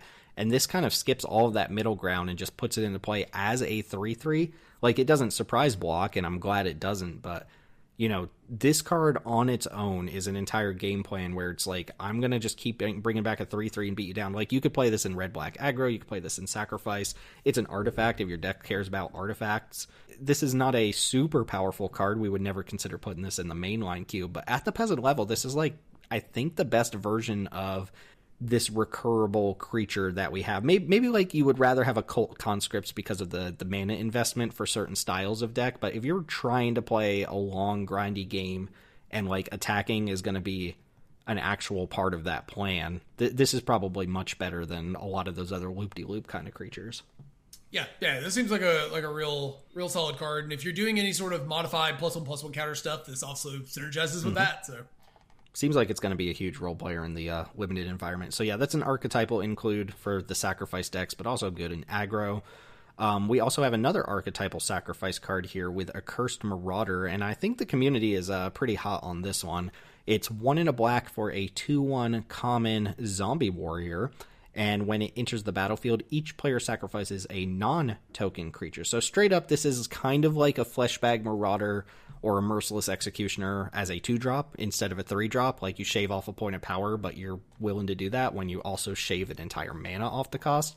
Mm-hmm. It's not exactly a parallel because both players have to sacrifice a non-token, so what you can't do is sacrifice like your useless 1/1 token to keep this around like you could with Fleshbag Marauder, but oftentimes you want to sacrifice this to itself anyway. It's kind of like the default for these sorts of cards so that you can put them in the graveyard to set them up for your regrowths and your unearths and stuff like that. But notably, your opponent also can't sacrifice a non-token, so you're going to get a real creature out of them majority of the time. But one thing you can sacrifice, Tim, is your turn 1 retrofitted transmogrifier. Yes, you have the wombo combo there, and then that just comes back. Yeah, I get why people are excited about this. Like, it's not exactly Fleshbag Marauder, but it's basically Fleshbag Marauder for 2 mana instead of 3. Something Loris, you know? We finally broke it. Yeah, we did it, guys. Yeah. All the little like unearth effects and like all that sort of thing that we run in our cube, Lively Dirge, back for seconds, all that sort of stuff, just like contribute to this sort of card being just so much better on a creature. It's kind of like how Ruthless Lawbringer, I think, in our Peasant environment is just better than something like Rite of Oblivion would be, just because you can keep like doing the recursive thing and you can bounce it and you can do all that sort of stuff to keep like blowing up your opponent's cards. Mm-hmm. Next up, we have a 2-drop that gets a bunch of tags here. It's strictly better than something we're already playing. It's an archetypal sacrifice card that, honestly, you could probably just put in any black deck. And it has the coveted red flag card award because I think this card might be too good, but we're playing it anyway. It's Marionette Apprentice. We talked about this in the previous review as well. 1 in a black for a 1/2 uncommon human artificer with Fabricate 1. Which means you can have it come into play with a +1 counter, or you can have it come into play alongside a 1/1 artifact creature token. And it has a triggered ability whenever another creature or artifact you control dies, each opponent loses 1 life. So kind of like a Zulaport Cutthroat there. It doesn't gain you any life, but it triggers off of artifacts too, so all those trinkety map tokens and clue tokens and treasure tokens are going to trigger this. And I mean, we were already playing Lazotep Reaver, like the 1/2 for 2 that amasses 1, and this is just a strict upgrade over that. So yeah, this card is powerful. You play this, you make a token, Peregrine Took triggers, gives you a food, oh my God. You can sack the food, do a damage. Yeah, this card's really powerful. I mean, it feels like for our environments, this is probably one of the best cards in the set. Like, we're playing this in the mainline cube, and I think it's still awesome there. Instant red flag territory, like day 1 watch list, kind of like we talked about cards like Nadu and Warren Soul Trader being on the watch list, and Chthonian Nightmare being kind of watch list cards for the main cube. This is absolutely a watch list card day 1 for Peasant, but it was really exciting and powerful, so we're going to give it a shot. Yeah, we don't ever really get, and I mean, this is the Modern Horizons 3 effect, right? Is they're bringing the next evolution of different types of cards, but you don't really get Blood Artists that also contribute to combat, and this, if you need it to be, is a 2-mana 2/3 like Zulaport Cutthroat-esque, and then having a Blood Artist come in with its own buddy as well is pretty strong. Like, obviously this doesn't trigger on your opponent's stuff, but it has enough upside on top of that, like counting artifacts and being able to come in with its own 1/1, that this just seems like an incredible card. And if not the best, like, Blood Artist effect that we have access to, like, certainly one of the top 2, whatever the best one would be. I look forward in the retail environment to having my opponent cast this with like 5 Eldrazi spawns in play and just like dinging me for 1 million. Yeah, and you just die on the spot. Why don't you go ahead and take this next one? This is I think a test card, like, through and through as well, because I'm not 100%. We don't have anything like it, is what I should say. Yeah, so this is Grim Servant. So it is 3 and a black for a zombie warlock. So this is certified bad boy outlaw. He is a 3/2 menace, and when it ETBs, you may search your library for a card with mana value less than or equal to your devotion to black, reveal it, and put it into your hand, and then shuffle and lose 3 life. So we're seeing the return of devotion. They're dipping into that mechanic. So each black mana among permanents you control will contribute towards that. So if you play this on an empty board, you have a devotion to black of 1, and it is basically Micromancer that can also search for a land. If you have 5 black pips in play, it is Demonic Tutor, essentially. So this card has a really, really high ceiling. We don't get a lot of tutors in Peasant. We don't get tutors that are really uncapped in Peasant either, which this in a very heavy black deck with a good board can. On the other hand, the body is anemic. It's got Menace, so it like ostensibly wants to be kind of aggressive in dealing damage to your opponent, but it's on a 4 mana value card. And there's no way to turn this off. So like sometimes if your opponent is really beating down, this card doesn't defend your life total very well. It has to lose you 3 life to even put it into play. Recurring this is going to get super expensive on your life total. This is a very risky card. Yep. I was looking through stuff the other day. You can touch the Spirit Realm or like blink your opponent's Grim Servant to force them to lose 3 more life, which like feels like it should matter. Like 3 life is not trivial, especially on a 3/2, which is like not the best blocker as it stands for 4 mana, but we really liked Micromancer. Micromancer has been an excellent card. It just grabs enough stuff. This is sometimes even better than Micromancer, and we really don't get tutors on creatures, at least not at the common uncommon level. So this is playing around in some interesting territory, and I kind of like the dynamic of like, you know, the floor is really low and the ceiling's really high, so you're going to have to pick and choose like when it's right to put this in your deck, because there are times where you literally can't even cast this card without just killing yourself. I do like that if your opponent kills it in response, like to the trigger, and you have nothing else, you still go get a land. Like it's not like you can absolutely blank on the ability. But this is cool. This is a cool test card. I'm not entirely sure where it's going to land yet. Yeah, I'm really surprised in current era of Magic, especially in a push set like this, that this is not a May ability, just to like offset that a little bit. But I actually like when they put risk on cards and then give you a really high ceiling. So I'm a big fan of designs like this. I think this is a cool take on a modern, like, you know, cards actually having downside type card. Next up, we have red flag, red flag, red flag, red flag. This is Wormcoil Larva, 3 black for a 3/3 uncommon artifact creature Phyrexian Worm with Death Touch and Lifelink. And when it dies, you make a 1/2 Phyrexian Worm with Death Touch and a 2/1 with Lifelink. So in case you ever forget that Wormcoil Engine is the coolest card of all time, Wizards will find a way to remind you. They reference Wormcoil Engine all the time on cards. It's so annoying, but yeah, I mean, okay, let's be honest. Wormcoil Engine might be one of the coolest cards of all time. Like it's definitely one of the coolest cards of all time, and they know it. This is them saying, "Hey, remember Wormcoil? It's still cool." This is unreasonable as an uncommon, in my opinion. This card's wild. Like 5 mana for a 3/3 is not great, and like obviously if you got you get an Incendiary Flow, like you get kind of blown out, but otherwise this card's just amazing, right? Like you've got it. Yeah. You're gonna lose a creature, they're gonna gain some life on the trade, and then like you also get 2 more creatures that are both like reasonable creatures. Like this just like dies into a Child of Night and like a Typhoid Rat. It's it's really, really good. And Black Recursion's good. Like this set has Victimize in it too. You can do that in Limited, where you like victimize one of the tokens to get this back and another creature into play. Like I mean, like maybe the card's not actually too strong because it does, like, it's a 5 mana 3/3. You can bounce it, you can exile it, but Tim, you know what my goal for this set is in Limited? I want to get Wormcoil Larva, Victimize, and the red MDFC. the one that buys back spells, and we're gonna buy back our Victimize with we're going full loop town. Yeah. Oh my god. That'll be sick. That'll be absolutely. Not to sick. mention this is an artifact. Like if you have artifact synergy, like if this is 3 artifacts packed into one card as well. So yeah, even better if you've got sack outlets. If you've got sack outlets, it's even better because then your opponent doesn't get an opportunity to exile it. You just like always get your value.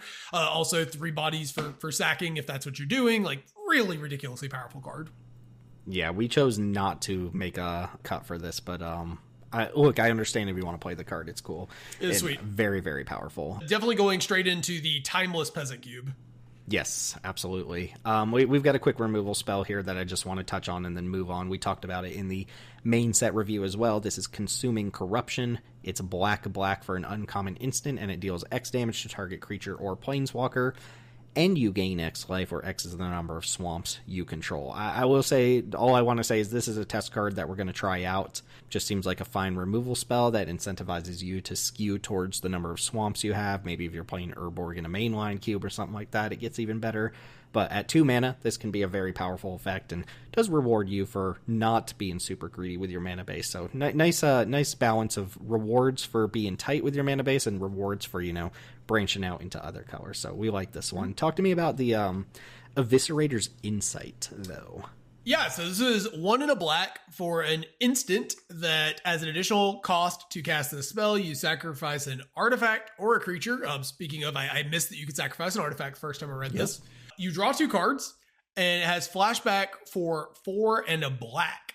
So the direct comparison to this card is Deadly Dispute. Deadly Dispute is a little better early into the game. It spots you a treasure to use with further Deadly Disputes if you're in Constructed. We don't care about that here in Limited. I think in the context of Modern as a format, Deadly Dispute's just a better card, right? You want to be more efficient with your cards. If you're going to play a card like that, you want the efficiency. And 5 mana to flashback is not worth it. However, in Limited, these sort of value effects that are stapled to cards that are already good, it is almost always worth trading that slight bit of efficiency for way better value. This card is represents 4 cards over the course of the game you're going to draw extra. Mm-hmm. I mean, yeah, you have to sacrifice things. The fact that you can sacrifice an artifact is actually pretty good because of all those trinkety artifacts we've mentioned. It's so frequent now to have things like blood, food, maps, whatever stapled to cards. On top of if you're playing Experimental Synthesizers, a card that I really like at Peasant that I've been wanting to talk about potentially playing at some point, and that's obviously great to crack. There's a ton of different things you can do with this on top of all the usual lines of all right, your opponent tried to remove your creature and now you sack in response. Fantastic card. I mean, obviously when you get to the backside, you're probably not getting to blow your opponent out, right? Because they know it's there and stuff, but you're still just going to trade your card in for 2 cards and it's going to be great. It's so easy to just say, and I think a lot of people probably have this sentiment as well, that Deadly Dispute's just a better card because that treasure token is useful. But if I could sway your opinion in any way, one way to look at this is not as a sack a thing, draw 2. This is kind of like a draw 3, right? You can't forget that this is a Deadly Dispute or Altar's Reap, whatever you want to call it, that draws you 2 cards plus another copy of itself, right? Mm-hmm. This is essentially a 3-for-1. You sack an artifact, you get your 2 cards right away, and you get access to this effect again later on. So I would consider that a straight up 3-for-1. On top of this is something you can discard to your looter or something and have the effect later. And decks that want this sort of effect want a lot of this sort of effect. So when you can use 1 slot in your deck or 1 slot in your cube for essentially 2 shots at it, this is just the ultimate grind card, right? In the early game, you can find what you need. In the late game, you're going to continue just hitting gas. Even if you just have this in the late game straight up, you're just never going to flood out with access to this card. I don't want to say it's definitely better than Deadly Dispute because that treasure token is a big deal, but I would err on the side of saying this is the best version of this effect that we've ever had. It doesn't give you the value, the extra value straight up, but if you came to me in a game and you said, oh, right now, you could have either a treasure token or you could have an Altar's Reap. Which one would you take? I think a lot of times, depending on the circumstances, I'm going to want the long-term, grindy draw spell over the treasure token. I think this card just plays so well with itself. Yeah, I mean, obviously for Constructed, this is different. But in Limited, you don't use the tempo well enough in a lot of cases to leverage it as well as this card's extra value is going to provide. Like even in Rakdos, a lot of times what you're looking for with these effects is to like dig your way to your Blood Artist anyways. And so sure, the treasure token is nice, but like when your entire deck is full of 1 and 2 mana spells, do you really like, how important is it when this card just draws you so many more cards? It digs you to your Blood Artist. It helps you prevent you from flooding, because one of the ways that deck loses is drawing 5 lands without having anything to do because all your spells are cheap. I think for the purposes of limited, and the purposes of especially low rarity limited, like, you know, Pauper, Peasant, whatever, this is the best version of this effect. It's fantastic. Incredible card. I'm excited by it. I'm excited to just like mill over and be like, oh, I have like Altar's Reap sitting in my graveyard when I need it. I love these sorts of effects, and I think it seems like they keep like creeping up on them and getting better and better. And I already liked Altar's Reap when that was the card we got every set. But yep, first time you mill over this card with like a Blanchwood Prowler type card in your cube, you're just gonna like, oh yeah, you're fist gonna pump. Fist bump, yeah, just like. Another red flag here in black. We have Victimize, which notably was in Murders at Karlov Manor. If you play on Arena, Murders at Karlov Manor introduced this to the card pool, but as a mythic rare, and it's being printed as an uncommon for the first time for the card pool. And I just wanted to say, I think this card is probably too strong for our card pool, despite being like an extremely powerful uncommon. Our decks or our environment is not really equipped to deal with like a turn 3 bring back Troll of Khazad-dûm plus another big creature. Like maybe that wouldn't happen on turn 3, but this is doing things that no other card in our given environment is like able to replicate to an extent where we think it's just too problematic for us. I guess I should read the card. It's 2 and a black for a sorcery. Choose 2 target creature cards in your graveyard. Sacrifice a creature. If you do, return the chosen cards to the battlefield tapped. And notably, if you only have 1 creature on board and they kill it in response to a Victimize, it does fizzle the spell. But the upside of like being able to just reanimate 2 creatures by sacrificing like a token or something is just incredibly high. So Victimize is a great card that I do not believe we will be playing. But it's also a card that's already been available to people in paper. So this really only applies to people who are going for like power maxed arena cubes specifically, which is a small subset of people, but we did want to mention it here.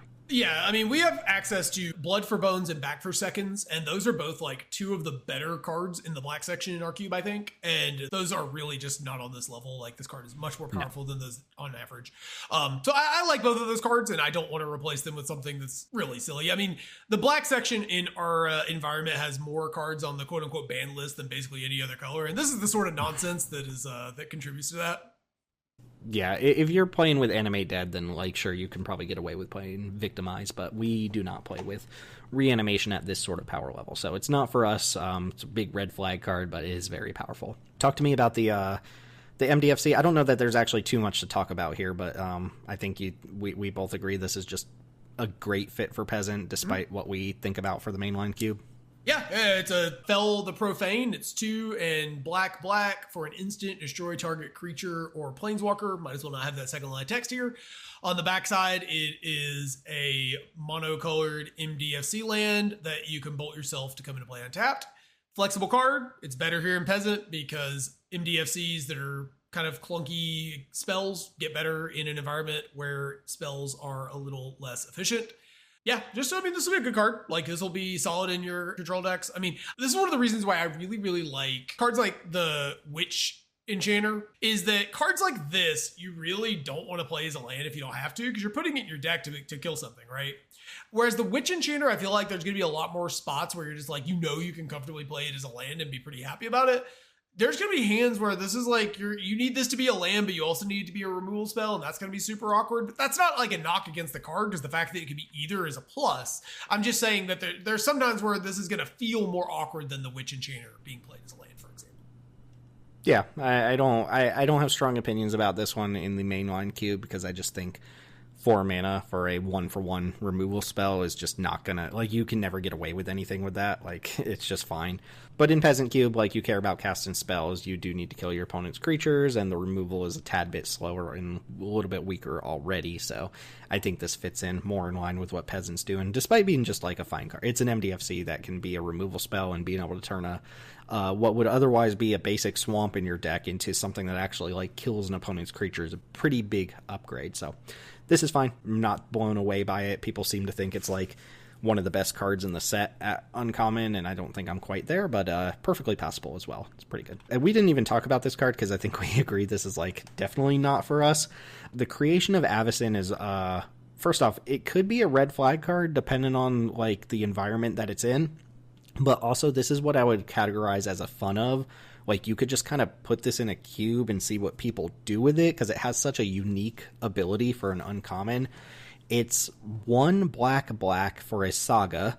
Chapter 1, search your library for a card, exile it face down, and shuffle. Chapter 2, turn the exiled card face up. If it's a creature card, you lose life equal to its mana value. Chapter 3 says you may put the exiled card onto the battlefield if it's a creature card, and if you don't, you put it into its owner's hand. So this is a very slow tutor for a creature that puts it directly into play 2 turns after you cast the Creation of Avacyn. So I don't know, what is the absolute, like, I mean, let's imagine like an average case in R-Cube, then. Maybe we don't have to go to the very top end. Let's just say like Archfiend of Sorrows, which isn't in R-Cube, but Archfiend of Sorrows tends to be like the big black top end creature when I think of Power Max in the Peasant level environment on Arena. That's a 7-mana creature that -2/-2 is your opponent's board when it comes into play. If you play this on 3, and then next turn you lose 7 life when you reveal it, and then, you know, a turn later you actually get to just put it into play. You paid 3 mana and 7 life for Archfiend of Sorrow, and you have all your mana open the turn that it comes into play. Of course, the downside being, taking 7 is a huge chunk, so if you're against like Boros aggro and this is somehow your game plan, like, it's not going to pan out. And you do not get to opt out of losing the life once Chapter 1 has resolved. Once you've exiled a card, you're losing that life on exile Chapter 2. And then, of course, the big elephant in the room here is that your opponent can allow Chapter 2 to resolve and then blow up this saga before you get to Chapter 3, and your card just remains exiled. So if you do exile Troll of Khazad-dûm, take 6 the next turn, and then your opponent disenchants this saga, like, that is a huge downside. So, like, people were complaining that this is, I mean, I think they were talking about actual Modern, where it's like, yeah, this is a 3-mana, 1-card combo that you can go throw, like, Atraxa into exile, and then a couple turns later, you just get Atraxa. It basically says, you know, suspend 2, the best creature in your library, and lose a bunch of life, cut your life total in half. The fact that your opponent can stop it by just blowing up the saga on Chapter 2, which not every deck can do, and they won't always have it, but the fact that that is a huge downside to it, I think it balances it a little bit and makes it maybe not as much of a red flag card, but that does make it like super feast or famine, right? Either I'm going to put my best creature into play, essentially on turn 3, and wait a couple turns, or I'm going to lose a huge chunk of life and not do anything. That's just like... Right. The most polarizing card I can think of. Yeah, are we also not going to pretend there are like a dozen hate bear style cards that interrupt what this card is doing? And not to mention, you have to, like, to do this, you also have to not get grief scammed on turn 1 or 2. I mean, and there's a lot of decks that, like, I think they big fish this. If that's like your game plan is just like, I'm going to put an Atraxa into play and half my life total, like, some of the One Ring Omnath style decks might just be able to beat an Atraxa. I don't know, but like, I don't think that sounds busted. I'm gonna be honest, I'm kind of surprised we didn't see this card in OTJ as a rare. And it would have said, search your library for a creature card, plot it, and lose life equal to the mana value of the card. Maybe they didn't want to introduce that into standard. That might have been problematic. I mean, it's a cool card. Like, I like the design of it. I actually think it's a cool card. But yeah, dangerous, and probably I would lean closer to bad than busted if I had to guess. Mm-hmm.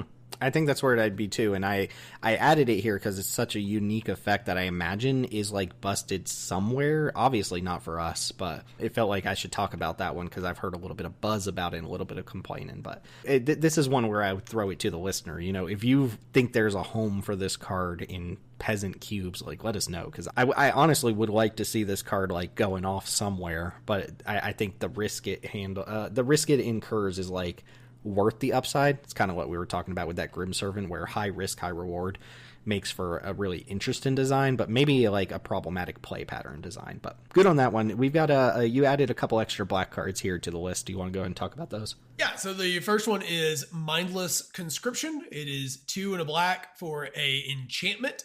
And when it enters the battlefield, and whenever you draw your third card each turn, you amass zombies 3. So that makes a zombie army and puts 3+1/+1 counters on it. So this card is definitely a test card. It feels kind of like a role player, possibly archetypal card, though there are a number of ways in multiple colors to draw 3 cards in a turn. This feels like the kind of card that I like because the floor is kind of decent, right? Like 3 mana 3/3 is not world beater or anything, but it's pretty good. But the first time you trigger this, you've amassed a total of like 6 power, either on one creature where you got a 6/6 against subdecks, or you could set it up where, you sacrifice it and you get another 3/3. Like the Eviscerator's Insight card we mentioned earlier, if you play that on your turn and sacrifice this, you essentially got spotted the sack piece for free.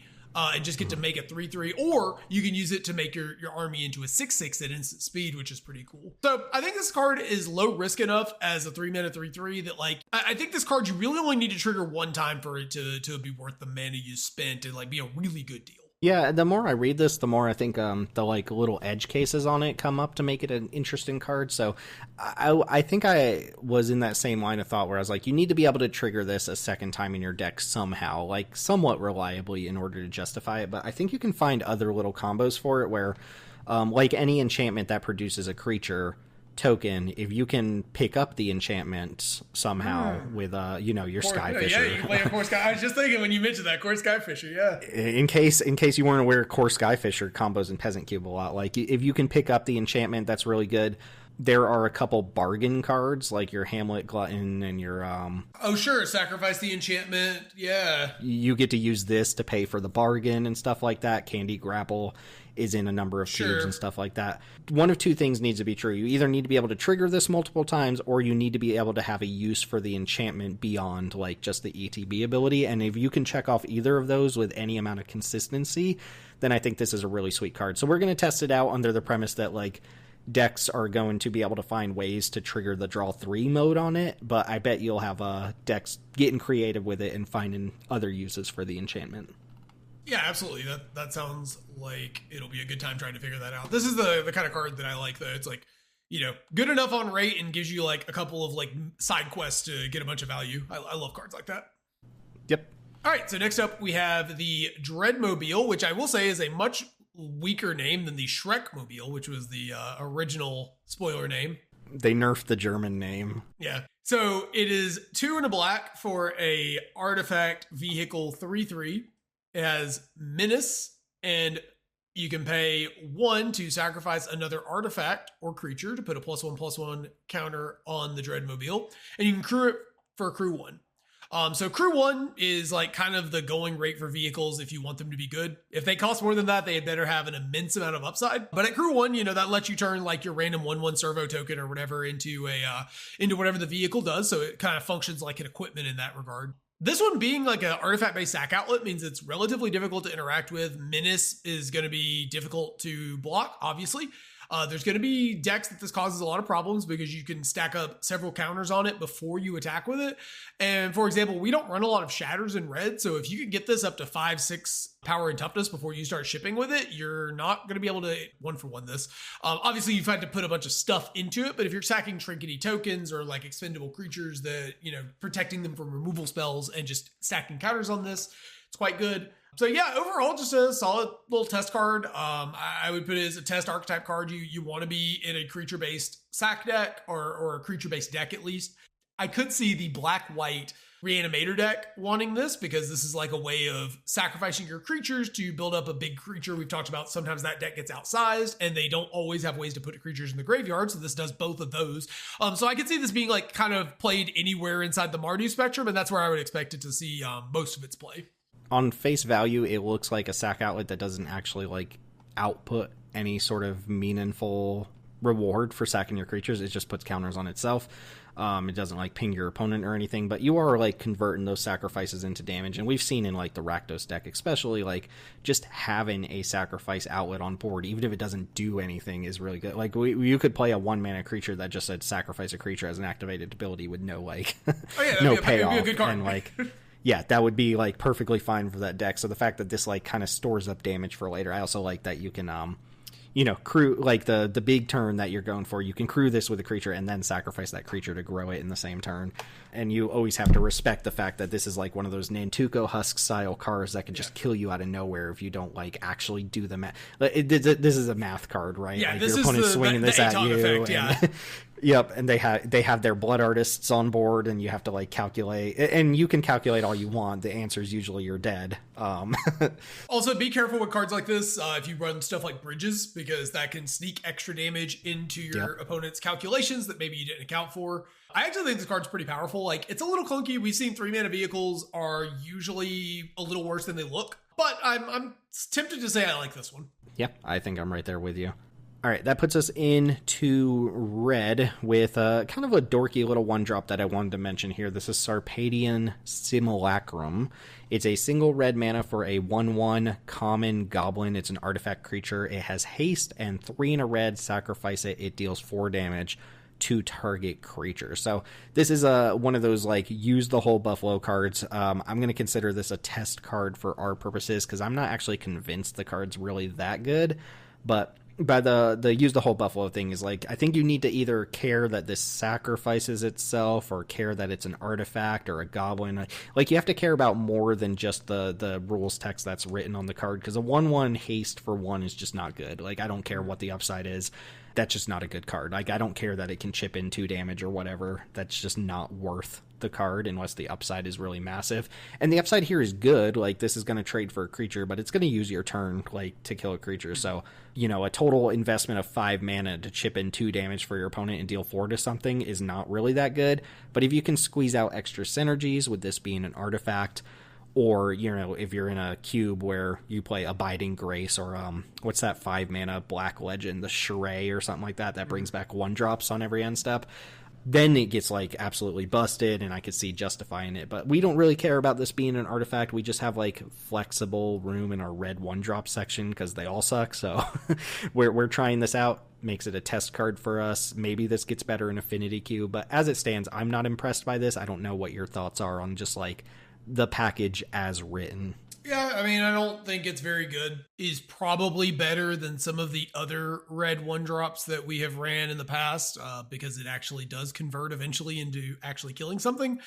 But that is such a low bar to clear that I don't know. I think even at common, this probably could have had an extra point of stats somewhere, either on the back end or even as a 2/1. I think they could have shaved a mana off and made this a 3-mana activated ability, and they just chose not to, which I think is probably okay. Like, we went through an era where it felt like every 1-drop was just an incredible banger that like you had to respect in the limited format, and like they would make the formats tick. And it does feel like with this set in OTJ, obviously there's some rare ones that are really good, but it felt like the 1-drops are dialed back a little bit to like what is more appropriate for what you're supposed to get for spending 1 mana. Yeah, 100%. And this feels like it falls in line. Though, I mean, in the context of like there being affinity for artifacts in red-black in the, actual limited set, I bet like this gets a huge boost from that. And like this is going to see play in the affinity cube where it's probably very good. As just like a card, if you don't care about artifact, I don't actually think it's that good. So I'm not sure why people assume this was just really great. I guess it just reads good. Oh, I'm going to play my 1-drop that's going to trade for a creature later, but that doesn't like tell the whole story when you just phrase it like that. Yeah, I mean, I think you're definitely onto something with artifact being the most powerful line of text on this card, as is true with most cheap artifacts. Yep. Let's talk about these 2-drops real quick, because we talked about the same pair of 2-drops in the mainline cube, but we have the Reckless Pyro Surfer coming back here as well. This is the 1 in a red 2/2 human scout at uncommon. It has haste and landfall. Gives it battle cry, which means when it attacks, it gives all your other attacking creatures +1/+0. Notably, if you're able to trigger landfall multiple times in the same turn, it does get multiple instances of battle cry, which do stack. This is just a role player, like aggressive creature. Chris was really high on this for the mainline cube, and I imagine like where I see it fitting in the Peasant cube is where I imagine Chris sees it fit in the mainline cube, if that makes sense. Just a decent aggressive creature. I don't know that I have much else to add beyond that. I guess it's really good with like, the token synergies in white and stuff like that. So it gets a little boost there as well. Yeah, it gets a little boost here from being like a 2/2 is not an undersized body at Peasant, really. Like, I mean, there are some cards that are bigger than it early into the game, but most of the time this is actually trade for something, which I don't think is true in the mainline cube. I think in that cube, more often you're just going to get bricked on that card more often than you'd like. Also, our decks in this environment that go wide are very good at going wide. We run cards like Release the Hounds, and I mean, I don't know if you're getting there, but like Imperial Oath and stuff like that make like, 3 bodies or something like that. So a little more synergy, little smaller stat lines all around. Like, so I think it's a nice little role player for your Naya decks. Yeah. For the Peasant Cube, I have this flagged as a red flag card for sure. Ampteraptor is the 1 in a red 2/1 uncommon dinosaur with first strike, and when it enters the battlefield you get 2 energy, and then you exile cards from the top until you exile a non-land, and you may cast it by paying an amount of energy equal to its mana value rather than actually paying its mana cost. So with no other energy, if you flip into a 1-drop or a 2-drop off of this, you just get to essentially cast it for free. If you do have energy flowing around, then you have a wider swath of creatures that this can hit. Notably, on its own, you could flip into like a 3-drop, and you only get 2 energy for this, so it's just a dead card, like it missed. But like we said in the other review, they statted this so that even if you miss, you're like, oh, okay, I missed, I still got a fine card. Like, you're not thrilled about 2 mana 2/1 first strike, but the fact that you have the possibility to just hit another 1-drop or 2-drop straight off the top of your library for no additional mana investment just makes this card fantastic. If it whiffs, you're okay with it. If it hits, you're like so far ahead in the game on turn 2 that it's kind of ridiculous. Yeah, did I mention we run like 5 core Skyfishers in this cube? Yeah, yes, you can pick it up and do it again. Yeah, this card's scary. I don't actually remember. I don't think we found a slot for it. I think we decided no on this cube. We'd initially passed on it for the main cube as well, but Chris decided that he suddenly needed to test it, so we were going to do that.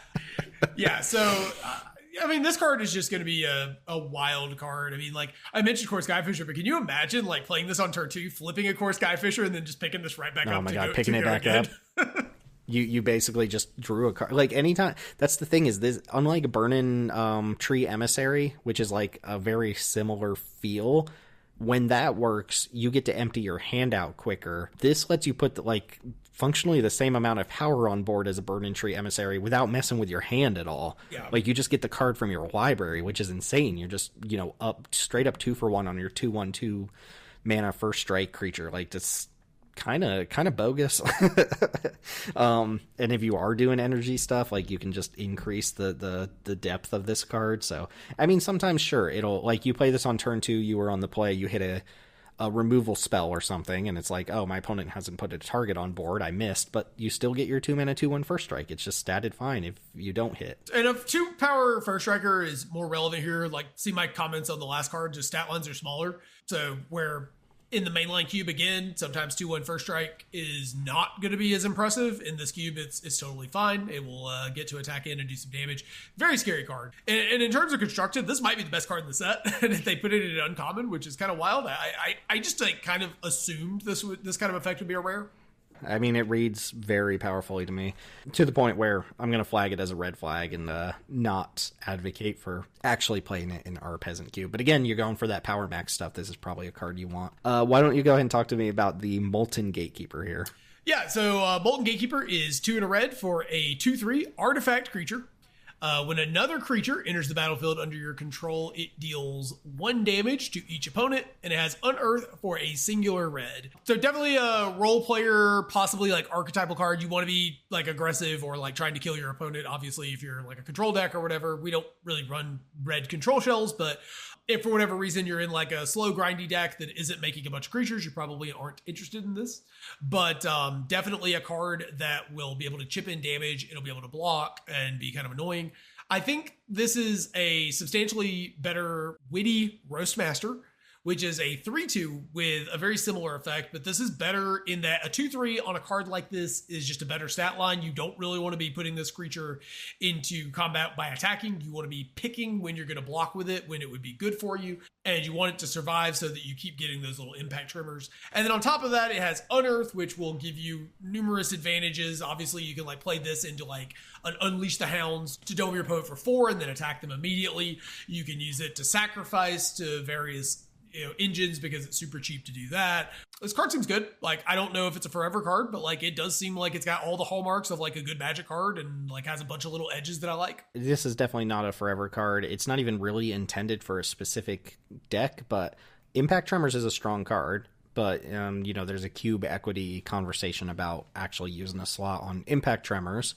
And then Witty Roastmaster is just not very good. And I think if this card didn't have Unearth, we probably wouldn't really consider it. But Unearth does add like an extra layer to the card that will help you push through a lot of damage on a pretty crucial turn. And remember, when this Unearths, it can also just attack as a 2/3 for the turn as well. So you're getting some extra value there as well. So I'm pretty excited for this one. I guess excited's not the word. I think it's going to be fine and maybe even just really good, and I'm underrating it.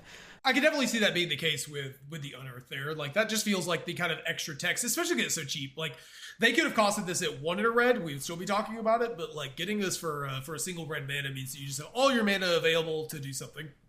Yeah, my only complaint is that this card wasn't printed at the time where I played that O'Hare Axonil deck in the Barbarians League, because this is exactly the type of card that I wanted for that deck, and I felt like I was missing like an effect or two like this. But yeah, we'll see how this one pans out. If you are playing a cube where this is just like an all-star card, I'd like to see like what kind of cube that is, because I imagine people have like really go wide token deck themes that are even beyond what we play, where this is just a very exciting card for them. We have a red MDFC to talk about here, which I'm pretty excited about this. It's Pinnacle Monk, 3 red for a 2/2 uncommon Djinn Monk with prowess, and when it enters the battlefield, return target instant or sorcery from your graveyard to your hand, and obviously it's MDFC, so you could play it as Mystic Peak, either tapped as a red source, or you can pay 3 life to have it come in untapped. This gets a flexible and archetypal grade. Obviously MDFC is always flexible, but I don't know, our spells decks, our Izzet decks have always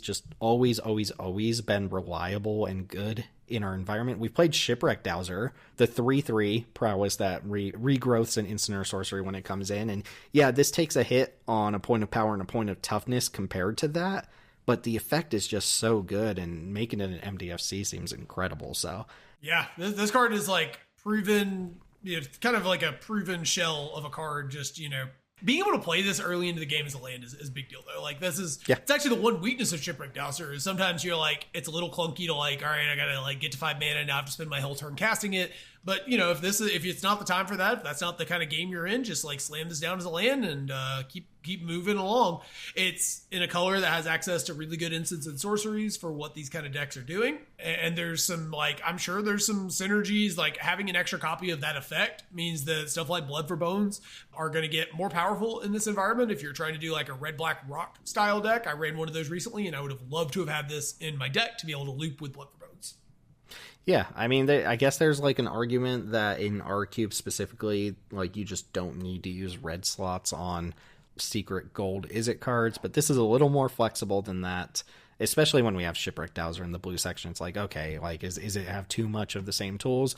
But I mean, we could have always played Ardent Elementalist or whatever that red Archaeomancer is called, and we just chose not to. And I think this is a big step up, even for the extra mana. Like, I think I would just rather play this over Ardent Elementalist most of the time. So I'm excited about this. Like, it's just a nice little plant in your mana base for, a long-term late game plan. And then 2/2 prowess for 5 is like pretty weak, but still just something that's going to have a substantial impact on the game when it's regrowing a spell that you're going to presumably use to push it through in combat. So yeah, this seems strong. I could even see Boros decks taking this. Just, it's a land, it's not free, but Boros is the color pair where you can pay 3 life a little more readily to have this come in untapped if you just need the mana, and then being able to pick up like your Monstrous Rage or whatever and have like this big turn 6, or you go heroic reinforcements on 4 and this is your 5-drop. I could see a world where this is just a good card to put in your Boros deck too, just because it has the failsafe of being mana when you need mana. Yeah, seems good. Do you want to talk about Skittering Precursor here? This is another test card for us. Yeah, as one of the many, what does this card do? The name doesn't tell you. There's so many like skittering this or, rumbling that or, I've joked that like you could take the Eldrazi art and the Eldrazi names and just shift them around wherever you want to. And like you would still just be like, okay, that's the Eldrazi named Wriggling Destroyer or the Ender of Tomorrow. And it's just like a 2/3 for 3 or something. But yeah. That hungers, it's like, yeah. So it is 2 and a red for a 3/3 Eldrazi drone with Devoid, Menace, and whenever you sacrifice a non-token permanent, create a 0/1 colorless Eldrazi spawn creature token with sacrifice this creature, make a colorless mana. I'm gonna be honest, in my continuing inability to read as someone who was educated in the public school system, I thought this was creatures.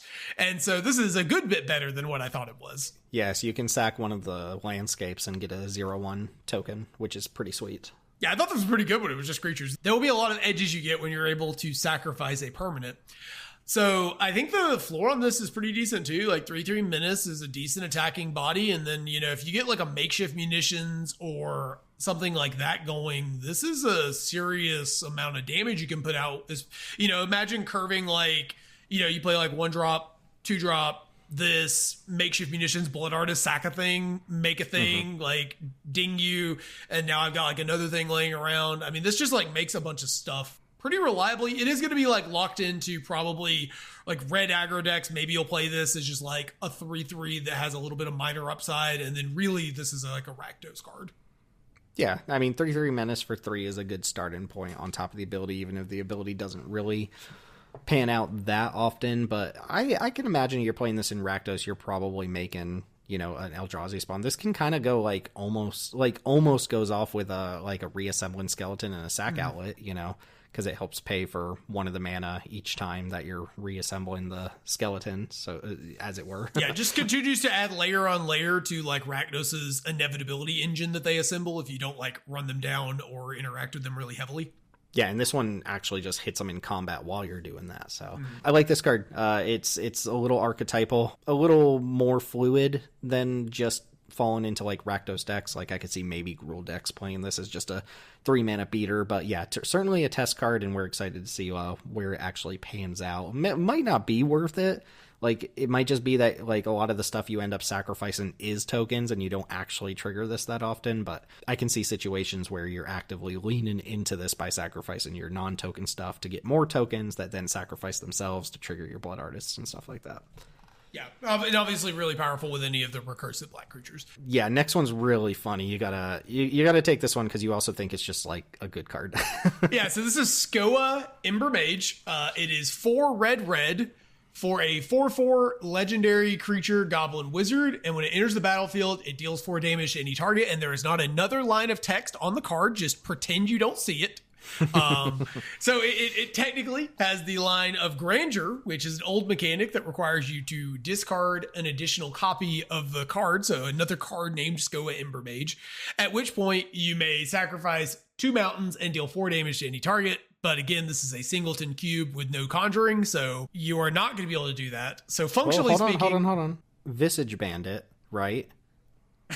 And then we core Skyfisher the Skoa. And then this dies because it's legendary rule, and then you raise dead Skoa back to your hand. Yeah. We can't core Skyfisher. Yeah, you're right. We had to legendary Grandeur is such a funny ability to bring back on a common. This is a common legendary creature, by the way. I think this is the first common legendary since like the 90s. Yeah, cool card. I mean, like, this is just the top end of, like, a more mid-rangey deck. It is a big Flame Tongue Kavu. It's entirely possible and maybe even probable that this card is just too expensive for what it's doing. Like, 6 mana is a ton. It's not a huge body. It's basically, like, Flame Tongue Kavu at home. So this is very similar to, like, a Fairies Band Brawler or whatever, which has always been traditionally just kind of a good card in our Peasant Cube. And this doesn't run the risk of like dying, and it can go to face. So there's a lot of edges on this. This is a type of card where like you can just be looking to do this multiple times, reanimate it, blanket, stuff like that. I think the design is really fun, personally, just the Grandeur, even though that part is lost on us here. But this is a cool little card, which we'll see if it's worth, having a big 6-mana red play, because a lot of the red decks don't even care about getting to 6 mana, but Gruul could use the push. Gruul's not an exciting deck, and this feels like a good top-end card for Gruul. Yeah, I could see that being the kind of natural home for this. You're playing Mana Dorks, and you would play like 2 copies of Faerzban Brawler maybe in that deck, and going face is not insignificant, so. Yeah, so we'll go ahead and try this out. You went there. See what I did?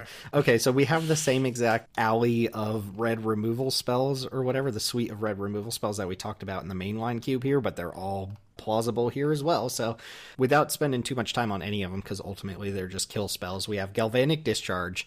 That's the red instant at common that lets you choose a creature or planeswalker. You get 3 energy. You could pay as much energy as you want to deal that much damage to a permanent. Notably really sick with Amped Raptor. If you can kill like a 2/1 or something with this and then save up 2 energy for your Amped Raptor and just Raptor for 4. It's pretty crazy, but for our purposes, we're just viewing this as instant speed Strangle, which is really good. There's Fanged Flames, which is 1 in a red for a sorcery. It has Devoid, and it deals 4 damage to target creature or planeswalker. If it dies that turn, you exile it instead. So Obliterate and Bolt at common. Also with Devoid, and I thought this was more relevant at the Peasant level than it would be at the unrestricted mainline level, because some Peasant cubes actually do run like really annoying protection creatures like Guardian of the Guild Pact, Cerulean Drake, Core Firewalker, Burrington Forge Tender. Like there's a lot of like random protection from red creatures that people actually do just put in Peasant cubes, and having a Devoid kill spell that tags pretty much all of them is kind of a nice little plant if that's something that you're interested in. And then another role player removal spell here is Ghostfire Slice, 2 in a red for an instant. It also has Devoid, costs 2 less to cast if an opponent controls a multicolored permanent, and it deals 4 damage to any target. So we talked about how that can punish like greedy decks, and it can go to face, 4 damage to the opponent's face can wrap up a game. I mean, Galvanic Discharge is just a strict upgrade to Strangle, whether we care about the energy or not. Fanged Flames is just an alternative Obliterate and Bolt if we want it.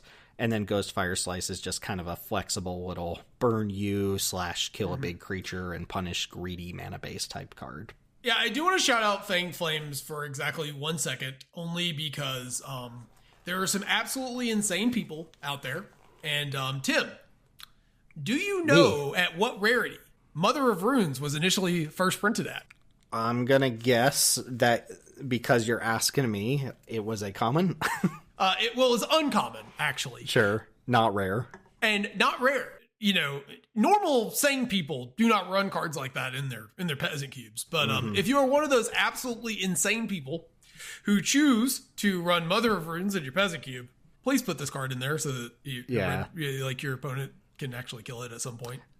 I know this is a little bit of an aside, but like remember when Affinity was actually like really good in Modern and Battle for Zendikar had just come out, or Oath of the Gatewatch or whatever. People played that Reality Hemorrhage card just to kill the Metalcraft Protection guy. I forget its name, but there was a Metalcraft Protection guy that was like a huge thing in Affinity, and people would play like the Devoid Shock just to be able to kill that card in their sideboard. So yeah, I mean, I would just say don't play Mother of Runes in your Peasant cube, and then it's not a problem. But there are people out there who treat it like, I must play whatever the most powerful cards available to me are. If you're one of those people, like, that's fine. That's your cube design. You're more than welcome to do that. But at least make sure there are also safeguards against that sort of thing. And this is the type of card that can kind of fix that issue for you, if you consider it an issue, which I do. Don't put Mother of Runes in your Peasant cube. Yeah, that's a completely insane thing to we would not put Mother of Runes in our mainline cube, to be clear. And that card is extremely good in like vintage cube. Just like, don't. My Peasant cube section of Dragonfly Pilot, Cheeky House Mouse, and Mother of Runes. Just like, what are you doing? There's one more red card here that I want to talk about, and this is one of the most interesting cards in the entire set to me for Peasant, so I'm going to read it real quick, and then we can parse it out. But this is going to be a test card for us. It's Ral and the Implicit Maze, 3 red for an uncommon saga. Chapter 1, Ral in the Implicit Maze deals 2 damage to each creature and planeswalker your opponents control. Chapter 2, you may discard a card. If you do, exile the top 2 cards of your library. You may play them until the end of your next turn. And then, very strange here, or weird I should say, Chapter 3, create a Spell Gorger Weird token, which, like, we're just going to pretend that that's not actually an alchemy card, but it's notable this is just an actual straight up Spell Gorger Weird, so it even has its mana cost for some reason. Spell Gorger Weird is a 3 mana 2/2 that gets a +1/+1 counter whenever you cast a non-creature spell. So I'm going to break this down real quick and then tell me like how you see this playing out. So 5 mana, deal 2 damage to all your opponent's creatures. Chapter 2, you draw a card for turn, and then you can pitch a card from your hand to impulse draw 2. So you get like a Wren's Resolve on Chapter 2, but you do have to discard a card to have access to it. And then Chapter 3, you get a 2/2 that grows as you cast spells. So my thought here is that this does not look like anything super special, but will play out very powerfully in an environment like ours. And that's really off the back of the fact that I think pyroclasms are excellent in Peasant Cube, like 2 damage to all creatures or -2/-2. We've seen that, like, that is the type of effect that can determine games. Think Archfiend of Sorrows, which not a fair comparison, but 2 damage to all your opponent's creatures wipes a lot more in Peasant Cube than it will in like a high power level, high rarity cube or something like that. So the fact that I already think that's good, not normally worth 5 mana, but that effect is good, and then you get all of this other stuff on top of it for your 5 mana, I think makes this a really powerful card. Though it's really hard to evaluate. Like, you're getting a Spell Gorger Weird on turn 7, So how good is that? You have to discard a card to get access to the 2 impulse draws, but you have like 2 full turn cycles to use them. I think there's a lot of moving parts here that adds up to a really powerful card, but I'm not 100% sure. Yeah, I mean, if you squint, it kind of looks like a red Behold the Unspeakable. I think is obviously worse normally than that card, though Behold the Unspeakable kind of has this interesting tension of like, it gives you an opportunity where you're almost never going to die the turn after you cast it, but like you need those cards to catch you back up because you're not doing anything to actually impact your opponent's board. Whereas this card is like substantially better if your opponent's just got a board full of like 1/1s and 2/2s. And we've seen, again, like you said, time and time again, Archfiend of Sorrow and Golden Demise just win games. Like, Golden Demise is a card that you really, a lot of times at Peasant, there's a lot of decks that you play that if you know your opponent has in their deck, you just have to play as if they don't, because you don't have any outs to it anyways. Well, not to mention, too, that there are entire strategies where the entire backbone of that strategy is to cast either Rise from the Tides or Spider Spawning. Mm-hmm. And this like, those pyroclasms give you an out to, like, entire decks at the table, Right. Yeah, so I think this could end up being pretty good. I don't think it fits in necessarily into decks that we've seen at our table. So, like, typically our red decks, even our Izzet decks are pretty aggressive. They're trying to kill your opponent dead. This fits in more of like a mid-rangey control-y card, where you want the game to go a little longer because you're going to want your turn 7 Spellgorger Weird to do something. But if that shell works, I mean, one of the interesting things too is that if you don't need the cards immediately, like if you stabilized really hard off of this into whatever you had left in your hand, then you do have those cards floating around in the ether for this Spellgorger Weird, and like maybe you play another removal spell off of that, and then you've got ways to grow it potentially the turn you play it. So I mean, this card could be good. We also play some cards like Fiery Temper, like I don't know why they'd be in your hand at this point, but some of the reassembling skeleton type cards, there's an impetus to discard these cards. So this card does let you do stuff like that. It's a really hard one to grok. This is one of the more interesting cards in the set, though I am not going to pretend we did not just have OTJ with a card with a 5 mana rare that conjures meteorites into this set, having ourselves conjure Spellgorger Weirds. And a commander deck that makes Tarmogoyf tokens. I see what you're up to, Watsy. I don't understand. Can you explain to me why this Spellgorger Weird has a mana cost, but the meteorites from Roxanne did not? Why are they adding mana cost to these tokens here? They're preparing us to alter the rules so that when tokens are bounced, they literally go to your hand. Go to your hand. Jesus. They're just mentally preparing us. Because remember that Ajani Planeswalker that spits out Ajani's Pride Mates? Mm-hmm. Those don't have a mana cost. Those don't have a mana cost of 1 and a white. Yeah, I guess the idea is that this is an existing card that you're conjuring, but they could have just made a 2/2 with whatever with the effect. Yeah, I mean, Meteorite's an existent card with the same ability that Roxanne makes. So Roxanne makes a real card. It's got to be foreshadowing something that's going to happen in the next couple sets, and they just haven't said what it is yet. But that's an alchemy card, through and through. But I'm interested to see where this lands. I really wish, I know, like, oh, I wish all cards were better than they were, but this could have had a read ahead and I would not have blinked twice, because there are times where you're going to be playing against like blue black or something, you know, and they have like a 1/4 on board and no other creatures, and chapter 1's just going to be like completely dead, but you need to like get through chapter 1 to get to the other chapters. So like being able to read ahead, like, oh, I just need my creature now to try and get you dead, or I need those cards now, would have been really nice, because there are some matchups where Pyroclasm's useless. So I wish this had read ahead, because it is a really clunky 5-mana saga, but it doesn't have read ahead. So you do have to get through all of these chapters to get the reward. And a lesson I've learned from a lot of different cards at this point is that, like, especially on sagas, is if the totality of the card is worth the mana you're spending on it, then it's worth the time it takes to get all of the different effects, assuming you're not just dying. So would you pay 5 mana for a Spellgorger weird that deals 2 damage to all of your opponent's creatures and draws you 2 cards if you discard a card? And I would say yes, that would be worth 5 mana. And because that's worth 5 mana, I think I'm okay waiting on all those different things. Yeah, I've kind of had to come around to it as well. Like, I initially read this, it was like, oh, this seems kind of mediocre. And then we started talking about it, I was like, well, you know, Archfiend Sorrows did end like every game that it resolved in. But it wasn't like it was like a 4 or 5 flyer is too good. It was -2/-2 to everything is way too good. Yes, Massacre Worm is strong. Yeah, and this is not that, but it is like adjacent to that. So I mean, yeah, this is like one of the handful of outs to cards like Oketra Monument combo, where like your opponent had the core Skyfisher popping off. Yeah. So like you could sometimes just do that and kill them, because a lot of times they lean on those tokens to like buy them enough life and stuff. So yeah, this card, I mean, could be very powerful. I also kind of wish it had read ahead, so that when you were playing against control deck, you could skip to section 2, or it's sometimes you just like, you would rather have a 5-mana 2/2 like that. There are probably spots where that would just be good, but this is the card we got. And I think the overall package is pretty good, which, yeah, it leads me to believe you're probably right that like I would play the 5-mana card that did all 3 of these things. So, you know, waiting a little bit for it probably means that overall it's going to be an okay card.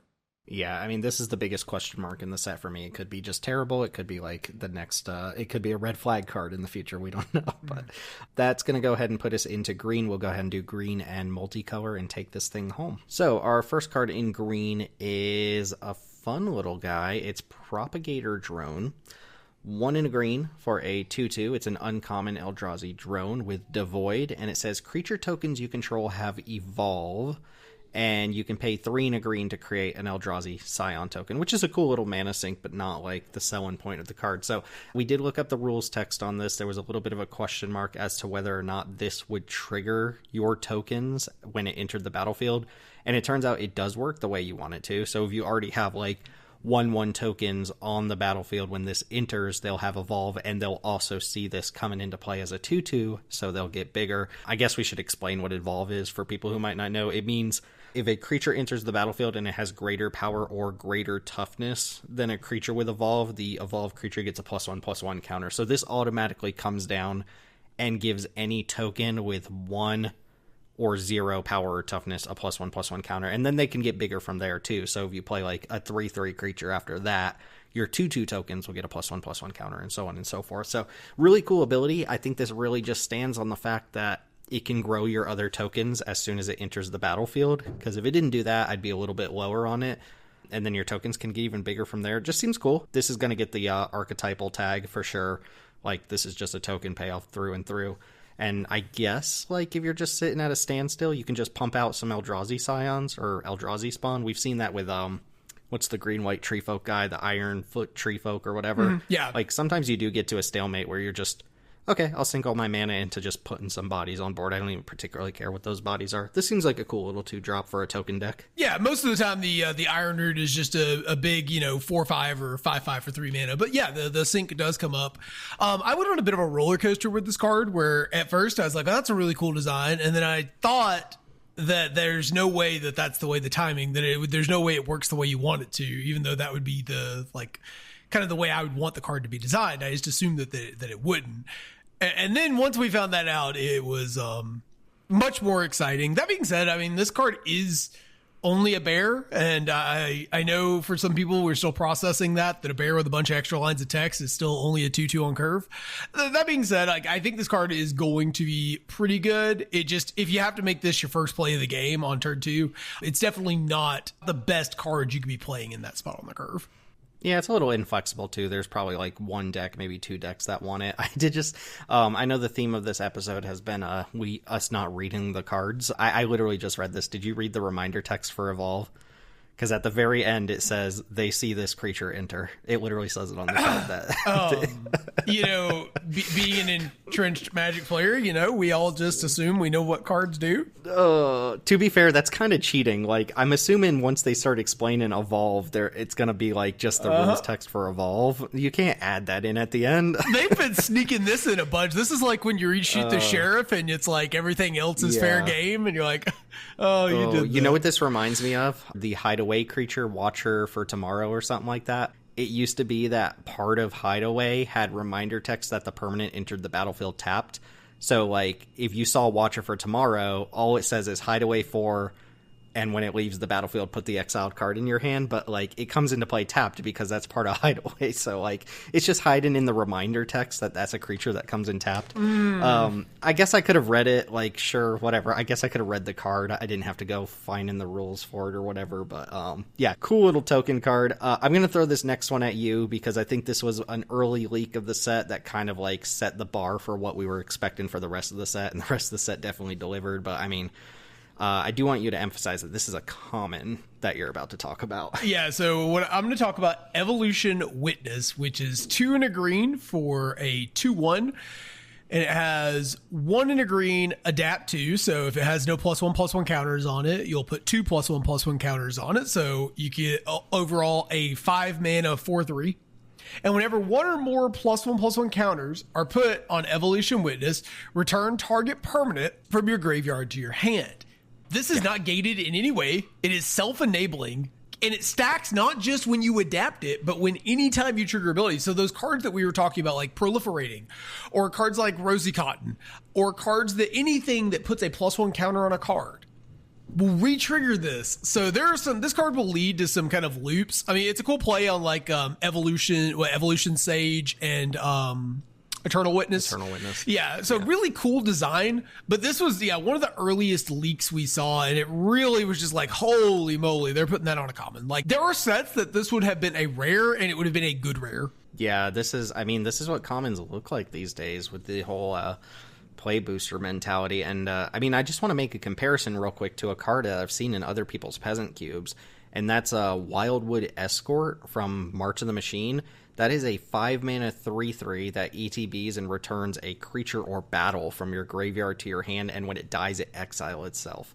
Evolution Witness is even better than that because you can split it up into installments. You can run it out on 3. You can adapt it later. But if you think about this as a 5 mana play, you're going to play and adapt it in the same turn. That's 5 mana 4/3, get a permanent back with the upside of, like, if you can stick other counters on this somehow, you get additional permanents back. And it doesn't even do that, like, exile itself thing. Maybe in worlds where you already have Eternal Witness, like, you would just rather run Eternal Witness, but, like, once you start factoring in a +1/+1 counter theme anywhere in your green section, I have to imagine you would just want this over Eternal Witness. I guess maybe not, because, like, this is restricted to permanents. E-Witness can get anything back, so I'm not sure where it stacks up with people who actually have access to Eternal Witness, but for us, this is just, like, I don't know, one of the most amazing cards I can think of in green. Like, this is just going to pull so many things together, go in so many different decks. And then, you think about what's the green-black MDFC, Revitalize and Repass. Like, you save this in combat, and then you get a permanent back? That's insane.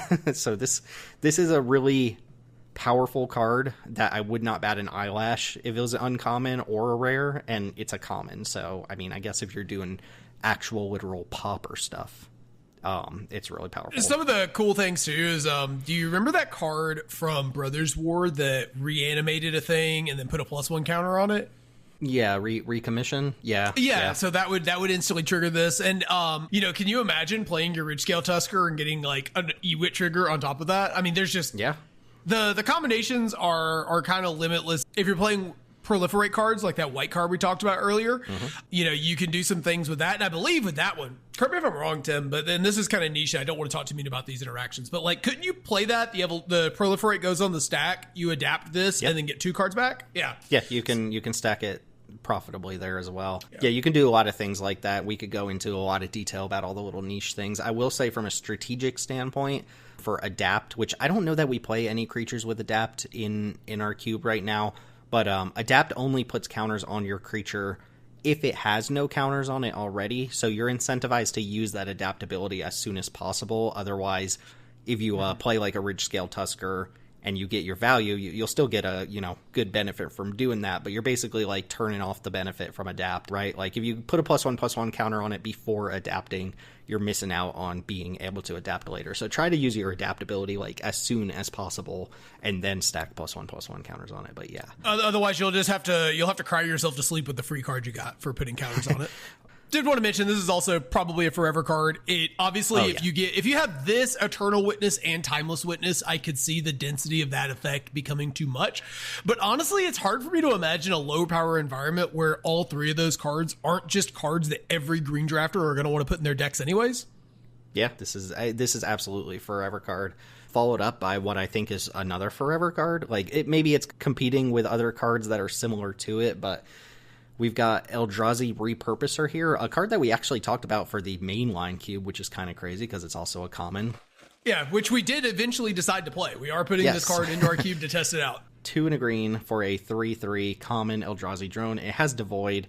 When you cast this spell and when it dies, you create a 0/1 Eldrazi spawn token. So all is said and done, you know, through its life cycle. 3 mana for a 3/3 and 2 Eldrazi spawns, which is a fantastic rate. I think we agree this is just forever card territory. This is just really good stats and really good ability on top of good stats. The immediate comparison is Jewel Thief. The 3 mana 3/3 make a treasure token, also has Vigilance and Trample.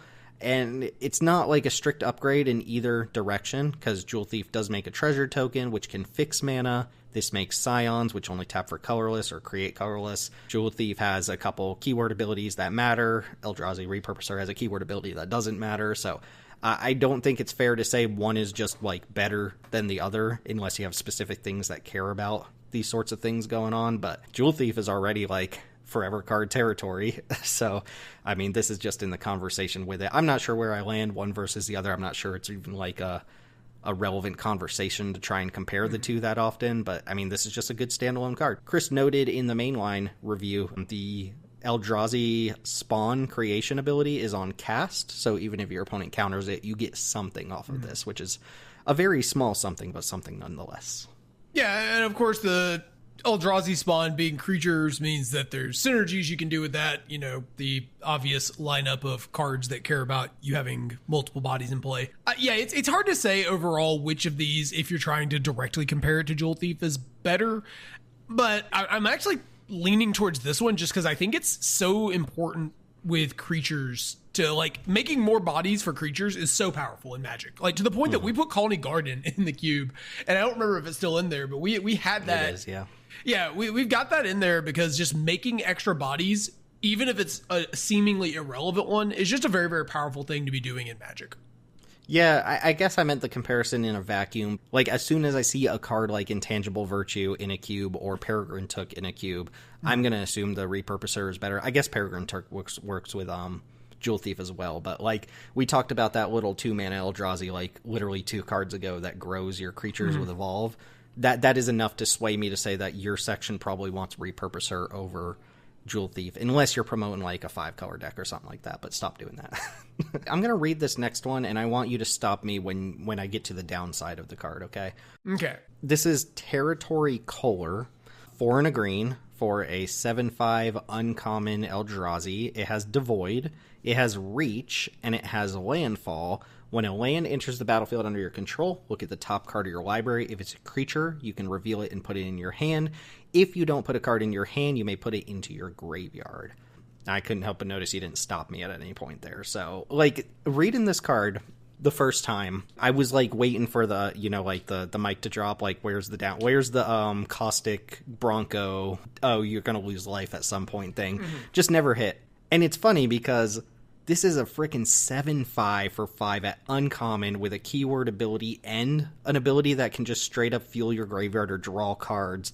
And even with all that, we're kind of like, I'm not sure if it makes the cut or not. Like, I'm not sure if it gets there. The downside of this card are actually the words you didn't say, which are enters the battlefield and ward. Those are the words I would be looking for on a 5-drop or haste. There is a point where you're just going to, like, make the stats so ridiculous that I'm like, okay, I'll play the 5-drop. Like, if it gets a hit and you just die. Like, this is the 3-hit club guy, right? Like, this is how they used to make 7-mana commanders. It's like, make them 7 power. And this is an uncommon. Like, this is insane. Like, the vanilla test, it's dead. The vanilla test doesn't matter anymore. We used to play Mammoth Spider and be like, happy that we had Mammoth Spider in our limited decks and be like, you Mammoth Spider's going to block all day.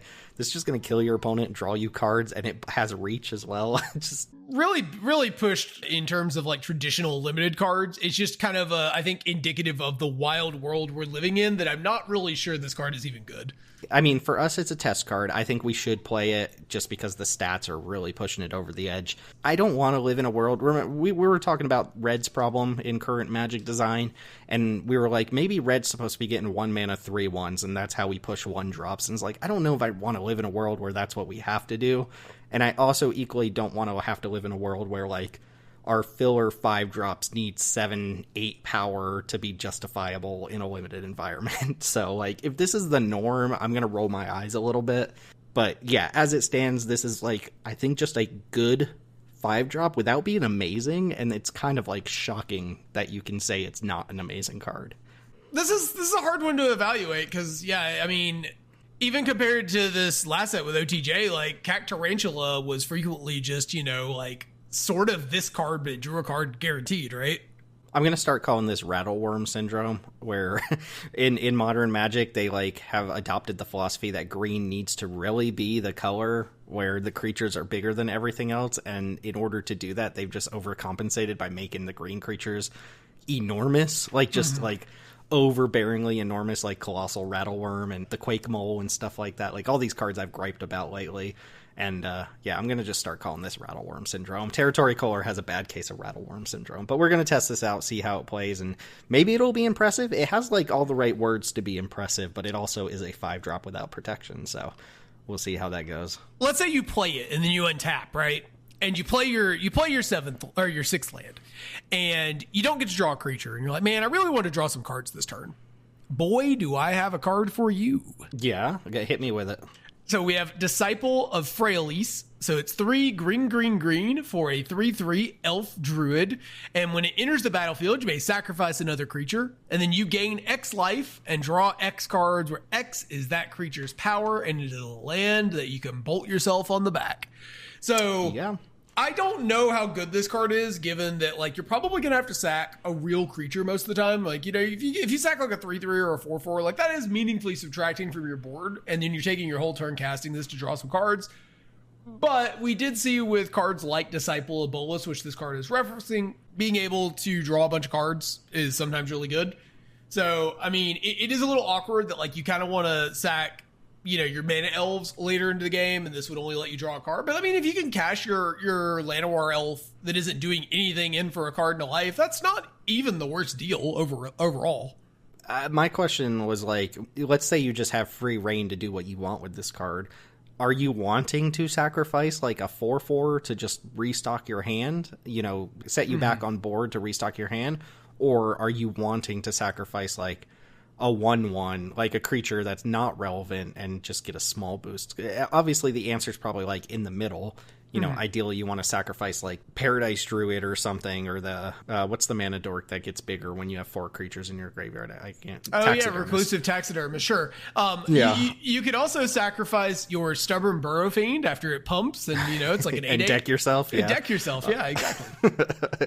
Yeah, there actually are quite a few small creatures that get larger these days as well. So I could see just sacking a 2-drop, but you do get in a lot of board states where you have like, I don't know, your Seral's Packmate or something that already drew the card, is no longer really relevant in combat because your opponent's like brickwalling you or doing the Orzhov thing or whatever, and you can just cash in like a medium-sized creature for a nice little payday. And this is all off the back of an MDFC. I would never even consider this card if it didn't have the land on the back of it. So yeah, with how pushed these cards are, I won't even lie that I'm a little surprised that this can't sack itself. And I know it can't because Disciple of Bolus, I'm pretty sure could not, but also just like Makeshift Harmonize for 6 mana might be a little too much.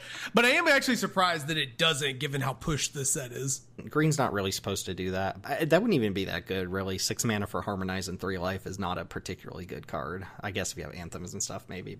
And obviously this gets the flexible tag for being an MDFC. So this is also like probably test card, you know, because I could see a world where it's just like you cast this and you're not really incentivized to actually sacrifice things that often, in which case it's terrible. So we'll see how it plays out in a typical game. Yeah, it'll be really interesting to see if there's like any sort of, I don't want to say combos, but like card synergies you can put together where you're actually, you know, breaking parity on this a little bit, you know, getting to like make a card that you can temporarily pump with something like Neighborhood Guardian. I don't expect this to happen, but you know, because this is 6 mana. But that's the sort of thing I'm thinking of where you take a temporary bonus and cash it in for more cards. Is this the beginning of green-red Steel and Sack? Golgari's Steel and Sack?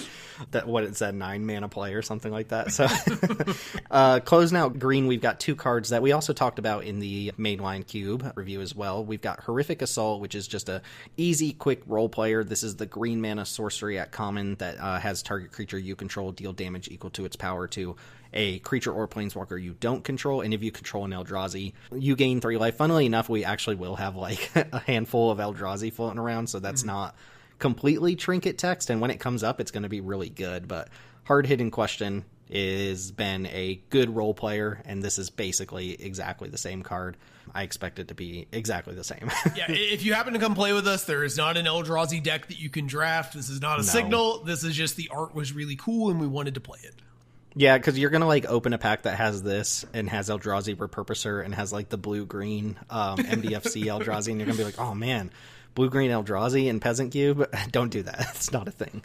There's also Malevolent Rumble, which we talked about pretty extensively in the other review. This is the 1 in a green common sorcery. Reveal the top 4 cards of your library.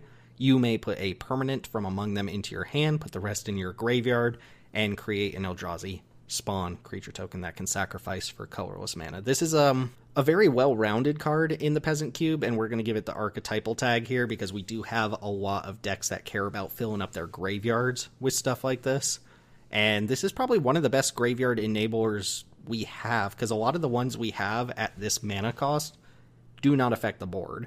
So I'm thinking things like Winding Way, Ransack the Lab, Grapple with the Past, you know, things of that nature, where it's like you're going to replace the card with a permanent. It's kind of like a cantrip with selection, but it's just there to fill up the graveyard. This one actually puts a body on board, and I think that makes a pretty huge difference. Yeah, I mean, there's a sort of a way that you could look at this as like, I know people still play Satyr Wayfinder in some of their cubes, and like if you just look at this as like we traded the 1 power on Satyr Wayfinder to turn it into a Lotus Petal, and we get to select any card in the top 4, like card sounds pretty good, right? Yeah, I hadn't thought about it in that way, and I'm not even like a Satyr Wayfinder fan, but the body on that card is pretty inconsequential, so downgrading it from a 1/1 to a 0/1 and giving it a better ability just seems great to me.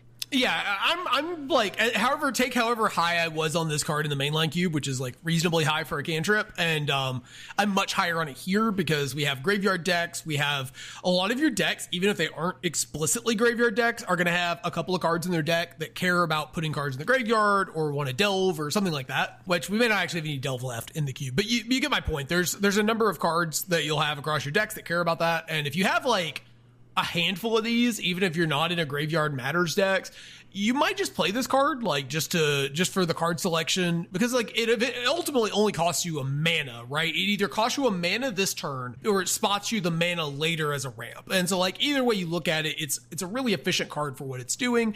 And if this is the kind of card your deck is after, you know, just for consistency's sake, it's going to be really powerful. Yeah, I hadn't even thought about this in the context of Delve. This is, 5 mana for the purposes of Delve, right? It puts itself in the graveyard, 3 other cards, plus makes a mana on board. Like, you could cast a Hooded Mandrills after casting this for a single mana. Turn 3 Treasure Cruise type nonsense. Yeah, your blue-green Malevolent Rumble Treasure Cruise deck. The only knock I have against this card is that it is itself not a permanent, and the decks that are like Spider Spawn and decks and Insidious Roots decks and stuff like that, they really do care about their permanent count, but you do have like some amount of room for cards like this, and this is probably like one of the ones you want to prioritize in that shell. Yeah, the only way they could have made this actually better was to have made an literally give us an Eldrazi spawn at this mana cost that does that thing. Yeah. But that would have been very strange, and I would have been here for it. But that might have actually been too good. Like, if it was literally a creature that puts itself into the graveyard, I'm sure that would be broken somewhere. Like, I think this is not a creature for specifically because that would be broken in some way. Yeah, I can imagine that for sure. We've already ragged on the name, too. The name is a missed opportunity. But with that, do you want to go ahead and move us into the gold cards? Yeah, let's start off with the card that is definitely not for us, but also not for Pauper. It is getting banned, I'm sure. Yeah. Maybe it'll be okay, but they did just ban all that glitters. They banned Atog, and now we expect them to ban Cranial Ram, which is a red and a black for a living weapon. So that makes a 0/0 black germ token that comes in equipped with this, and the equipped creature gets +X+1, where X is the number of artifacts you control, and it equips for 2. Again, this is not a card that we are going to play, but this card is absolutely cracked. And like, if you have some artifact synergies, if you're just playing like a lot of those trinkety tokens and maybe you have some bridges and like, you know, one color pair cares about it or something, this card's probably awesome. If you're in something like the Affinity Cube or the Neo Cube, this card is like S tier Windmill Slam territory. It is, I think, being pre-banned in Pauper. If you're looking at this card, which I think most people like understand why this card is broken, but if you're looking at the card and you don't quite see it, you're like, why is this so good? Just think about a 2-mana 5/1, you know? Like, a 2-mana 5/1 wouldn't break the game open, but a 2-mana 5/1 would be a hell of a card for them to just print as a common. And very often in decks that support artifact stuff or affinity stuff, you can get it to above a 5/1. And it's not like that's an insurmountable thing, but you have to remember that once you deal with that 5/1 or 6/1 or 7/1, whatever it is, they can just re-equip this to any other creature on board for like +6/+0 on that creature. So that's why Cranial Plating is as powerful as it is. That's why cards like All That Glitters are so good, because they give these huge stat bumps in the decks that build around them. And this one spots you the first creature. So it's not even like a normal equipment. Living Weapon means it's basically a creature, a gigantic creature in decks that support it. And then when you deal with it, basically every creature they have can potentially be a gigantic creature for the rest of the game, and it's such cheap investment for it. So it does need the artifact support to be something that you would even consider playing, but I'm putting this in the Affinity Cube, and I'm assuming it's going to be just absolutely bonkers there. So yeah. One other thing to remember is that Grixis Affinity is one of the best decks in Pauper. It just has been for basically its entire existence. I mean, sometimes it's different variations. Right now, there's a Grixis version that is the most common.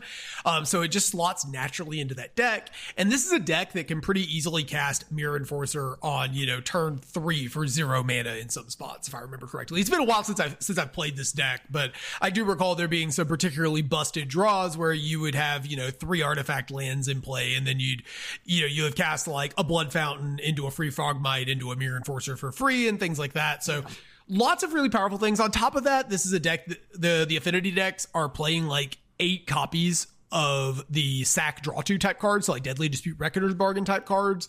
And this is two cards you can sack to that, right? So it gets better just the more little synergies you add on that you consider that the decks that are going to play this card are already playing. And that's not even counting like decks that this card will fit otherwise into. So like, for example, red-white core Skyfisher decks that were playing All That Glitters. Like, this is the kind of card that is powerful enough to have them warp their mana to black and play some bridges in order to make this card playable, because then it's just going to be a really, really powerful card to go with those core Skyfishers. Like, imagine your opponent attacks you with a 10-force core Skyfisher, right? Like, it's going to end the game very, very quickly. Yeah, I would be surprised if this card wasn't pre-banned in Pauper, and if it's not, I expect it will very quickly get banned. I believe Gavin Verhey has already taken to Twitter to basically confirm it will be. And he justified that by saying, like, they don't design cards with Pauper in mind. Maybe they do, like, rarity downshifts and stuff to add things to Pauper, but when they're designing new cards, they're not like, oh, this would be too good in Pauper. They're like, we'll just print it and ban it if it's a problem. So that's why this card is, you know, printed off the heels of Abandon of All That Glitters. And also this card was probably in the works like a year and a half to 2 years ago. So yeah, and to their credit, there's not often that they have to ban cards out of Pauper. The format, like, despite being all commons, is relatively resilient. There's all sorts of, there's combo decks and big mana Tron decks and things like that in that format if you're playing on the legacy version. So it is a very, very powerful format. So it's not often that cards come in and just like completely break the format in half. Yeah, so this one gets the coveted double tag of hashtag not for us and hashtag red flag, which is a good spot for us to be in. It means we don't have to deal with its its fuckery, so to speak. But Planar Genesis is up next. This is green-blue for an uncommon instant. Look at the top 4 cards of your library. You may put a land from among them onto the battlefield tapped. If you don't, put a card from among them into your hand. Put the rest on the bottom of your library in a random order. I guess this is like, it's the flexibility tag because you can, impulse/ramp with it. It's also a little archetypal because it's a blue-green gold card. You're really only putting it in decks where you would already put like Growth Spiral, your ramp decks, so that not every deck will want this, even if they could splash for it. It's not exactly a strict upgrade to Growth Spiral because what you can't do with it is take a permanent or take a spell from the 4 that you look at and put a land into play.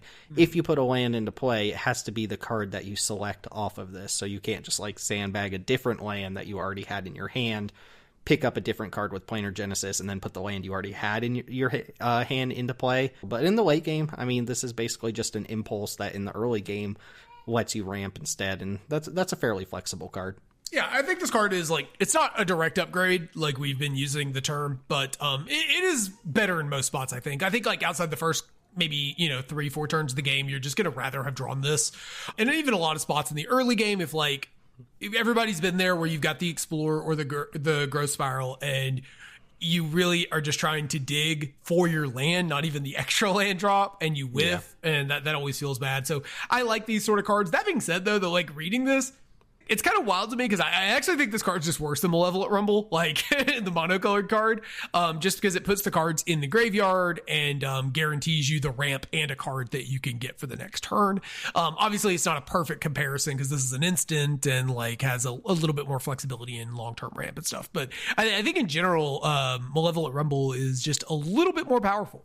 They're definitely comparable. I mean, this is a gold card, so Malevolent Rumble gets points for being a monocolored card in that comparison, and they're different enough that you probably don't even want these in the same deck. Like Malevolent Rumble's filling your graveyard and digging for permanents, and you want that in your greenback graveyard decks, whereas this, I think ideally what you're doing with this is just ramping ahead and doing the Simic ramp thing, so you probably don't have a deck that often that wants both of them, so the comparison's a little bit moot. But I mean, Growth Spiral have always been a defender of as worth a cube slot. I know Chris is not a huge fan of it because it's just kind of it's Explorer, but it's an instant. But I think Explorer is a good card, and I think, giving Explorer a little bit more flexibility is nice as well. So I'm sort of in Chris's camp of I don't really like using gold slots on cards that are just kind of super generic value cards. Sure. That being said, sometimes those cards can clear that bar and make me want to play them. And I think the next card we have... I was going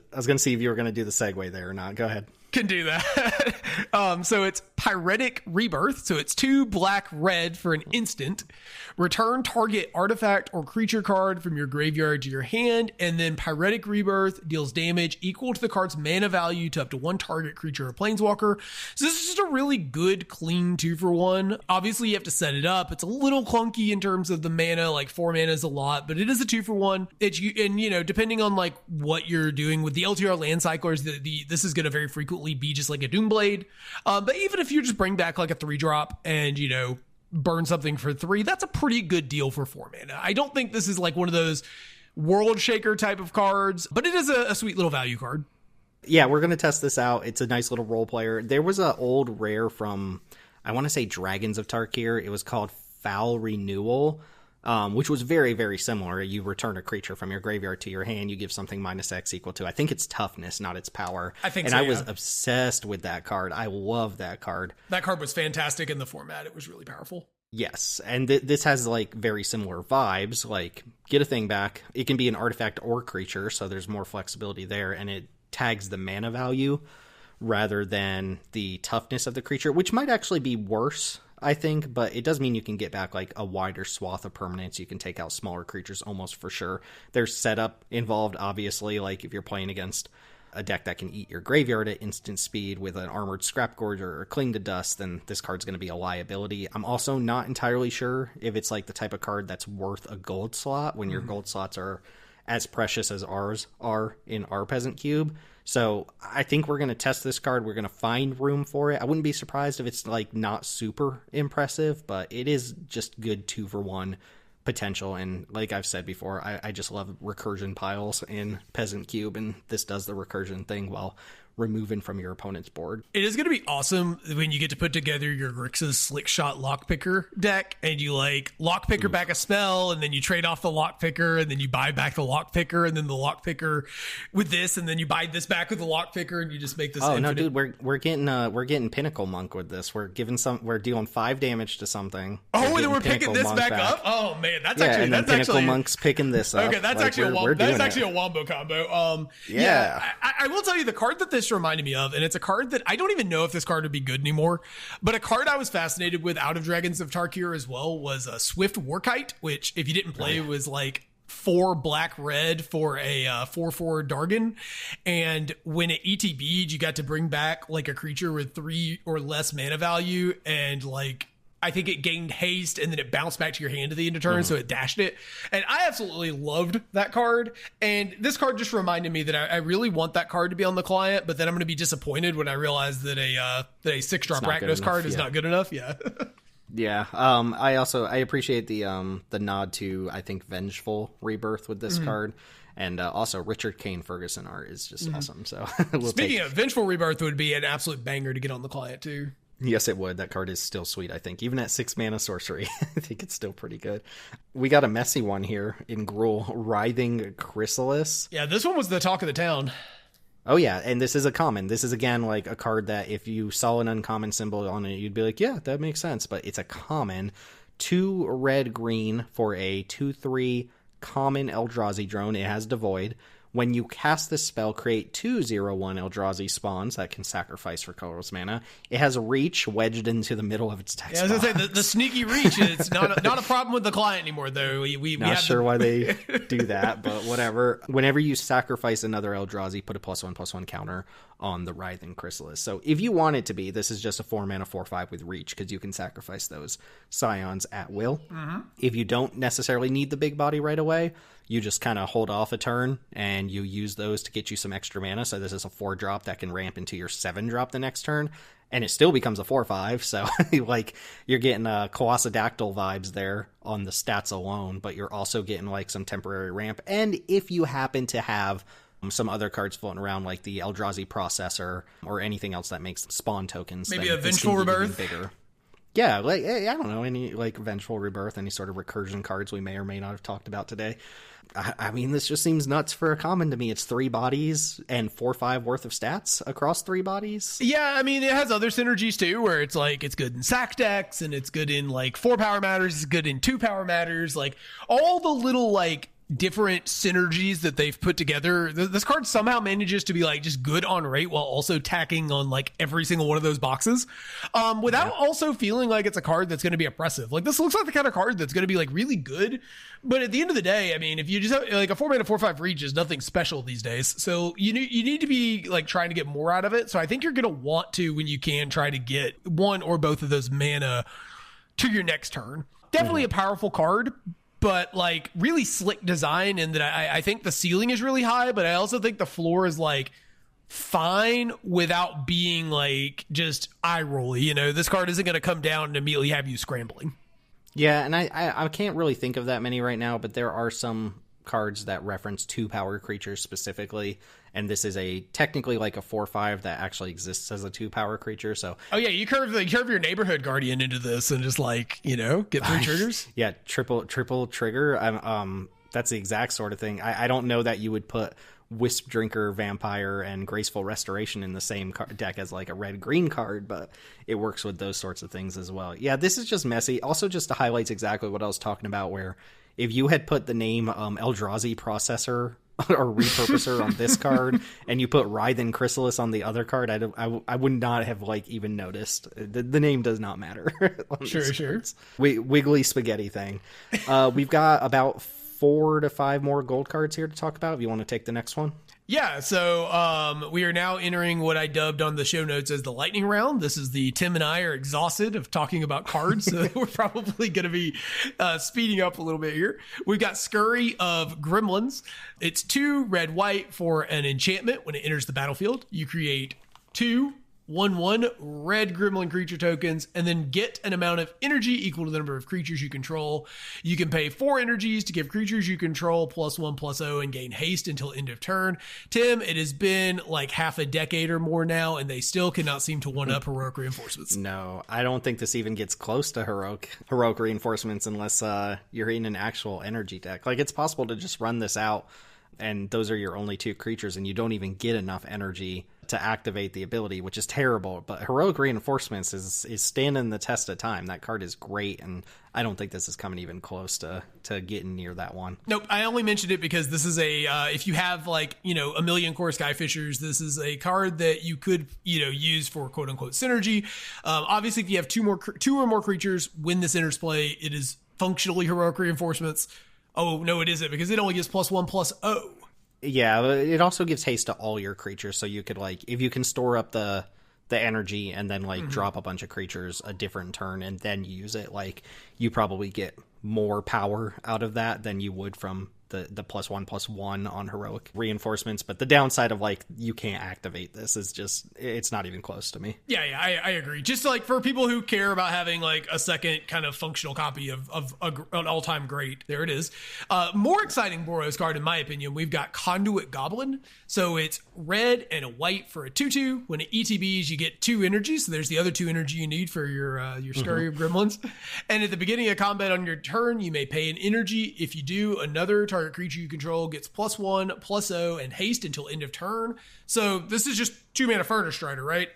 Yeah, it cannot target itself, so it can't come down and attack for 3 the turn it comes into play. But outside of that, like, Furnace Strider was that 5 mana 4/5 that came in with 2 oil counters, and you could remove 1 to give anything haste, and often it would give itself haste and then stick around to give the next big play haste. It was really good in Phyrexia All Will Be One. This is obviously like a little different of an effect, and you have the same number of limitations on it with 2 energies, but it's a 2-drop instead of a 5-drop. If you're still playing it, I don't know if it's going to survive this cut or not, but it does pair really well with Scalestorm Summoner. It's a really sick combo card with that. You know, I'm sure there's other cards if I sat down and thought about it, but that was the one that kind of jumped to mind when I was thinking about it. So yeah, cool little card. I don't know if it'll make the cut. We're gonna look and see. I think this might be better than Ash Party Crasher, but I could be sold either way on that. Yeah, this is one that benefits if you're able to, like, somehow conserve the energy from, like, your galvanic discharge and stuff like that. And, like, if you can get even 1 more activation out of this, it's that much better. It just means, like, it's a 2 mana 2/2 that's given, like, all of your creatures haste and a bump when they enter the battlefield. That's a pretty good card. Yeah, I agree. All right, so next up we have what might be, I think you said, was your favorite name in the entire set, with Sneaky Snacker. It's a little dorky. So you got the strong, what would that be, the alliteration going on there, just with the, yes, you know, you got that double S in sound. Yes, teacher, it's alliteration. So it's blue and a black for a 2/1 fairy rogue with flying. It's got the great creature types for this color pair. And when you draw your 3rd card in a turn, you return Sneaky Snacker from your graveyard to the battlefield tapped. So how do we feel about this one, Tim? So I kind of passed over it. Again, the draw 3 theme is like a little ham-fisted to me, but you have a note here, and I was reading the set review from one of our writers for Draft Sim, and they pointed out that this card just pays for, like, village rights and deadly dispute and stuff like that, and I think that was a big bump up for me. Like, you just attack with it, and then you sorcery speed your village rights, draw 2, you've already drawn a card that turn, it just comes right back into play, so it basically eliminates having to pay for, you know, the additional cost on those cards, and I think that is a big step up for me. As it stands, without, like, that specific synergy, it's one of those cards where I'm like, yeah, this seems pretty cool, but I don't know if it's worth a cube slot. Also worth noting, we don't have access to Brainstorm because it's only a rare on our client, but Brainstorm is a Peasant legal card in paper cubes and stuff like that. So Brainstorm can just bring this back on its own. So yeah, there's enough little edges here that I think it's pretty cool. Obviously, this gets better too if you're able to take advantage of either of those creature types. If you're playing a blue-black creature deck, it's either those or ninjas are the only kind of It's an outlaw. Yeah, so outlaw on top of being, fairy. It's a party. It's a party creature. Yeah, rogues get to eat good in Magic these days. So yeah, interesting little card, especially good if you have if you're supporting stuff like Fairy Vandal, though this one's a little harder to enable. Cool little card. We're gonna test it. I don't think this is a card that really even fits our blue-black section as it is. So I could see this one not really being all that good in our cube, but I think somewhere in somebody's cube, I think this is actually going to be a really good card. All right, so then we have Snapping Void Craw. This could also have been the red-green card or the green card we talked about. They all have the exact same name. I guess at least this one kind of references a turtle. So it's 1 green-blue for a Eldrazi turtle creature. It has, of course, Devoid. It can tap for 2 colorless energy, and you can spend 3 plus a... Did I say energy? Are you referencing Pokemon here? What? You can tap it to add 2 colorless mana, and then you can pay 3 and a colorless mana and tap it to draw a card, and it's a 1/3. So this is just the guy from Wilds of Eldraine, right? That we tested a ways back, but Troyan. Just kind of better. It's decent. Yeah, we've seen this design before. Cards like Weaver of Currents, and there was one from one of the Ravnica sets, Guy or something, Scientist maybe. Troyan is very similar as well, though that one had the restriction where you could only use its mana on 5+ mana spells, I think, and it had a Ludin ability attached. It's kind of cool that this is a big ramp card that also has a mana sink to draw a card. Obviously, they're both tap abilities, so you can't tap this to pay, produce the mana to pay for its draw. Plus the draw does require a colorless mana specifically, so sometimes you can't even use it. I'll admit I'm not super high on it. I don't know that this is turtly enough for the Turtle Club, but I've not been impressed with this sort of card in the past, and I'm not sure if a restrictive draw ability on top of it is swaying me. Maybe if it was just literally 4 mana tap draw a card, but the fact that it is colorless mana does mean there's a lot of times where you're not going to be able to use it. Yeah, I also think they probably could have made this a 1/4, though maybe that would be obnoxious. Kind of surprised it's not with modern stat lines. I only wanted to mention this one because I saw it and I immediately thought of Troyan and was just this is just kind of better on all fronts, I think. Yeah, Troyan was a little bit of a letdown, though, I think. So yeah. That doesn't really sway me too much. It is probably better than Troyan, but Troyan was a pretty low bar. Yeah, so, and then last but probably not least for a lot of people is going to be Cursed Wombat. So it is black and a green for a 2/3 Nightmare Wombat. It has Adapt for 2 green black. And so it's Adapt 2, so you'll put 2 +1/+1 counters on it. But in actuality, you'll put 3 +1 counters on it because it has permanents you control gain whenever 1 or more +1/+1 counters are put on this permanent. Put an additional +1/+1 counter on it. This ability triggers only once each turn. So when you adapt this, it will gain 3 counters and will become a 5/6. This is just did Widening Constrictor need an upgrade? No, this is, so you have this tagged as a not for us card because we don't have +1/+1 deck or anything like that. And this isn't worth the Golgari slot because that's not what our Golgari decks are doing. But there are certainly Peasant cubes out there that still play Wine Constrictor. And this isn't a strict upgrade, I don't think, because it doesn't give you extra energy counters, and it doesn't add -1/-1 counters if that's something you're doing to your opponent. But the ability is a pretty decent upgrade because it's a trigger rather than a replacement effect, right? And we've seen with some of the adapt creatures like the Evolution Witness that they care about the... Well, that's the whole point of this card is they care about counters being placed on them. Those abilities trigger when a +1/+1 counter is put on them rather than caring about how many counters go on them. Right. So they worded Cursed Wombat in a way where you can adapt your Evolution Sage. It will get 2 +1/+1 counters, trigger the Wombat, and put another +1/+1 counter as a separate instance and trigger Evolution Sage's ability twice. And that's how it works with all the adapt creatures in this set. So they were really clever with this one to make it work with those adapt things. And you can absolutely go off on top of just if your deck is naturally doing green, black, +1/+1 counter stuff, like you're just going to be able to eke out an extra +1/+1 counter on a permanent every turn. So on top of this being a 2-mana creature that can become a 5/6 on its own, like it's pretty messy. Yeah, and something also tells me if you're the kind of person who has Winding Constrictor in their cube, this is not competing with that card slot, right? This is just like, all right, sweet, we have a second one of these as the payoff. Because if black green +1/+1 counters was like a thing you support, you just didn't have a lot of density of the things that would pay you off there. So this is probably just going to go slot right next to Winding Constrictor instead of like supplanting it. Yeah, because like there are advantages to each one. Like Wind and Constrictor on board when you play Ridgescale Tusker is going to put 2 +1/+1 counters on all your creatures. But if you replace that with Cursed Wombat, you basically just put 1 extra +1/+1 counter on one creature. So it's not like it's on them. Isn't this worded like Nadu though, where the ability is not on the Wombat but on each individual creature? So if you played a Ridgescale Tusker, you would just get like a bunch of triggers. Yeah, you're right. The quotations got me again here. This is the Iron Crag all over again. But yeah, so you're absolutely correct. I have to remand what I just said and draw a card. But yeah, this gives the extra +1/+1 counter ability to each creature as an individual trigger. So each creature you control can get up to 1 additional +1/+1 counter per turn. So I lied. This is probably better than Winding Constrictor in like almost every conceivable way, except for if you care about alternative types of counters that aren't +1/+1 counters, which you probably don't. All right. Is that it? Have we reached the end? That's it. And I honestly feel like we could have probably eked out like a few more of these cards from this set if we really wanted to. Oh yeah, there's cards that I thought were good that we didn't talk about, but we're not going to talk about them.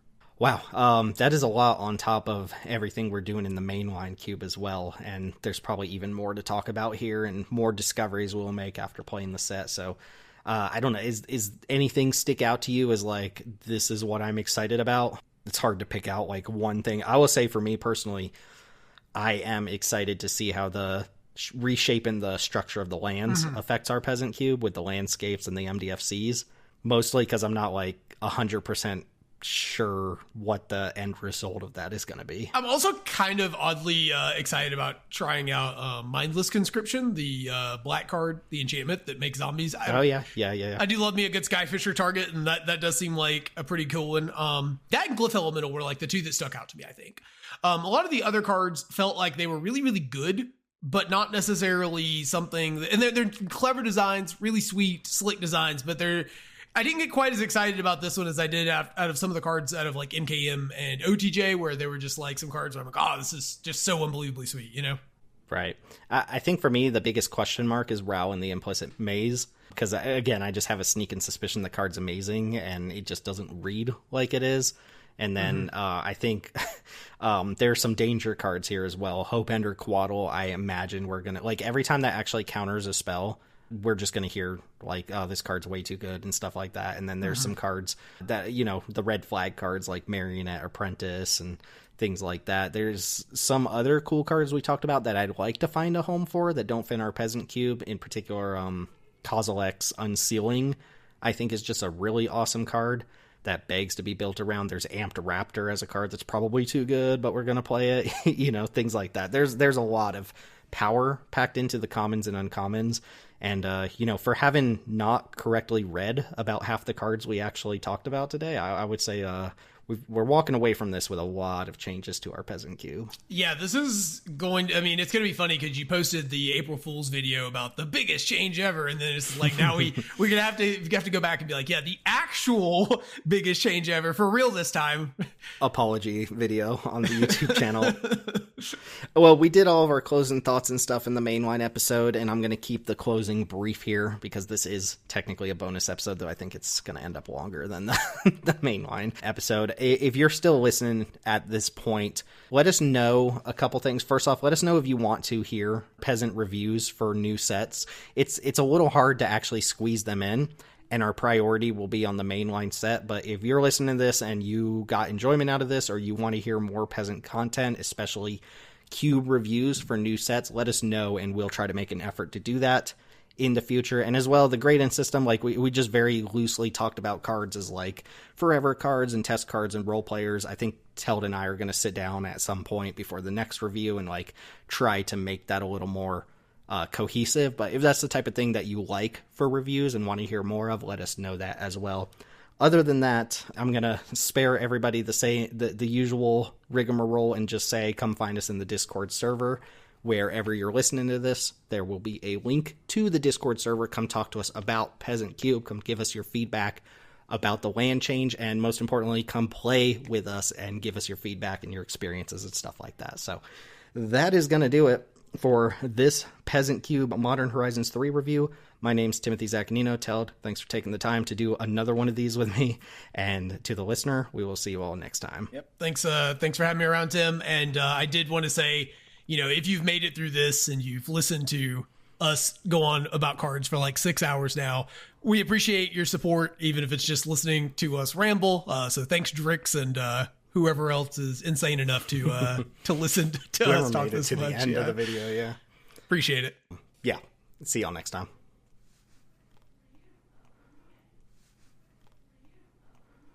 Hi kids, do you like violence? Do you want to see me stone rain each one of your islands? Go to my upkeep and immediately get silenced? Try the Peasant Cube and get beat by a dragonfly pilot? My creature's got a dead weight. A wrath wiped out my board state. Now I've got to figure out how to beat a consulate Skygate. Well, since age 12, I felt like I'm someone else. Hanging out at the LGS and dealing with all the smells. Got pissed off, dipped my opponent's cards in barbecue sauce, and flipped the table so hard the Chaos Orb destroyed my posse boss. My opponent's on all gas, knocked me on my ass faster than a Seedborn Muse that untapped too fast. My opponent was at 1 life and just wouldn't die. Thanks a lot. Next turn they'll be at 35. I smacked him in the face with a haster, killed his Arboreal Grazer, took out their last card with a top deck Thought Erasure. Walked into an MTG club, had my deck box zipped up, flashed in V-Click and messed my opponent's draw step up. 99% of my life I was lied to. I just found out Chris likes Lantern Bearer more than I do. I told him I'd blow up his favorite tapper, post on Magic Twitter and tag him in it after. You know you blew up when they strip mine all your lands, try to thought seize you and pick apart your hand. This guy at F&M asked for my autograph, so I signed it. Dear Teld, thanks for the support. Just kidding, Teld. You know we love you.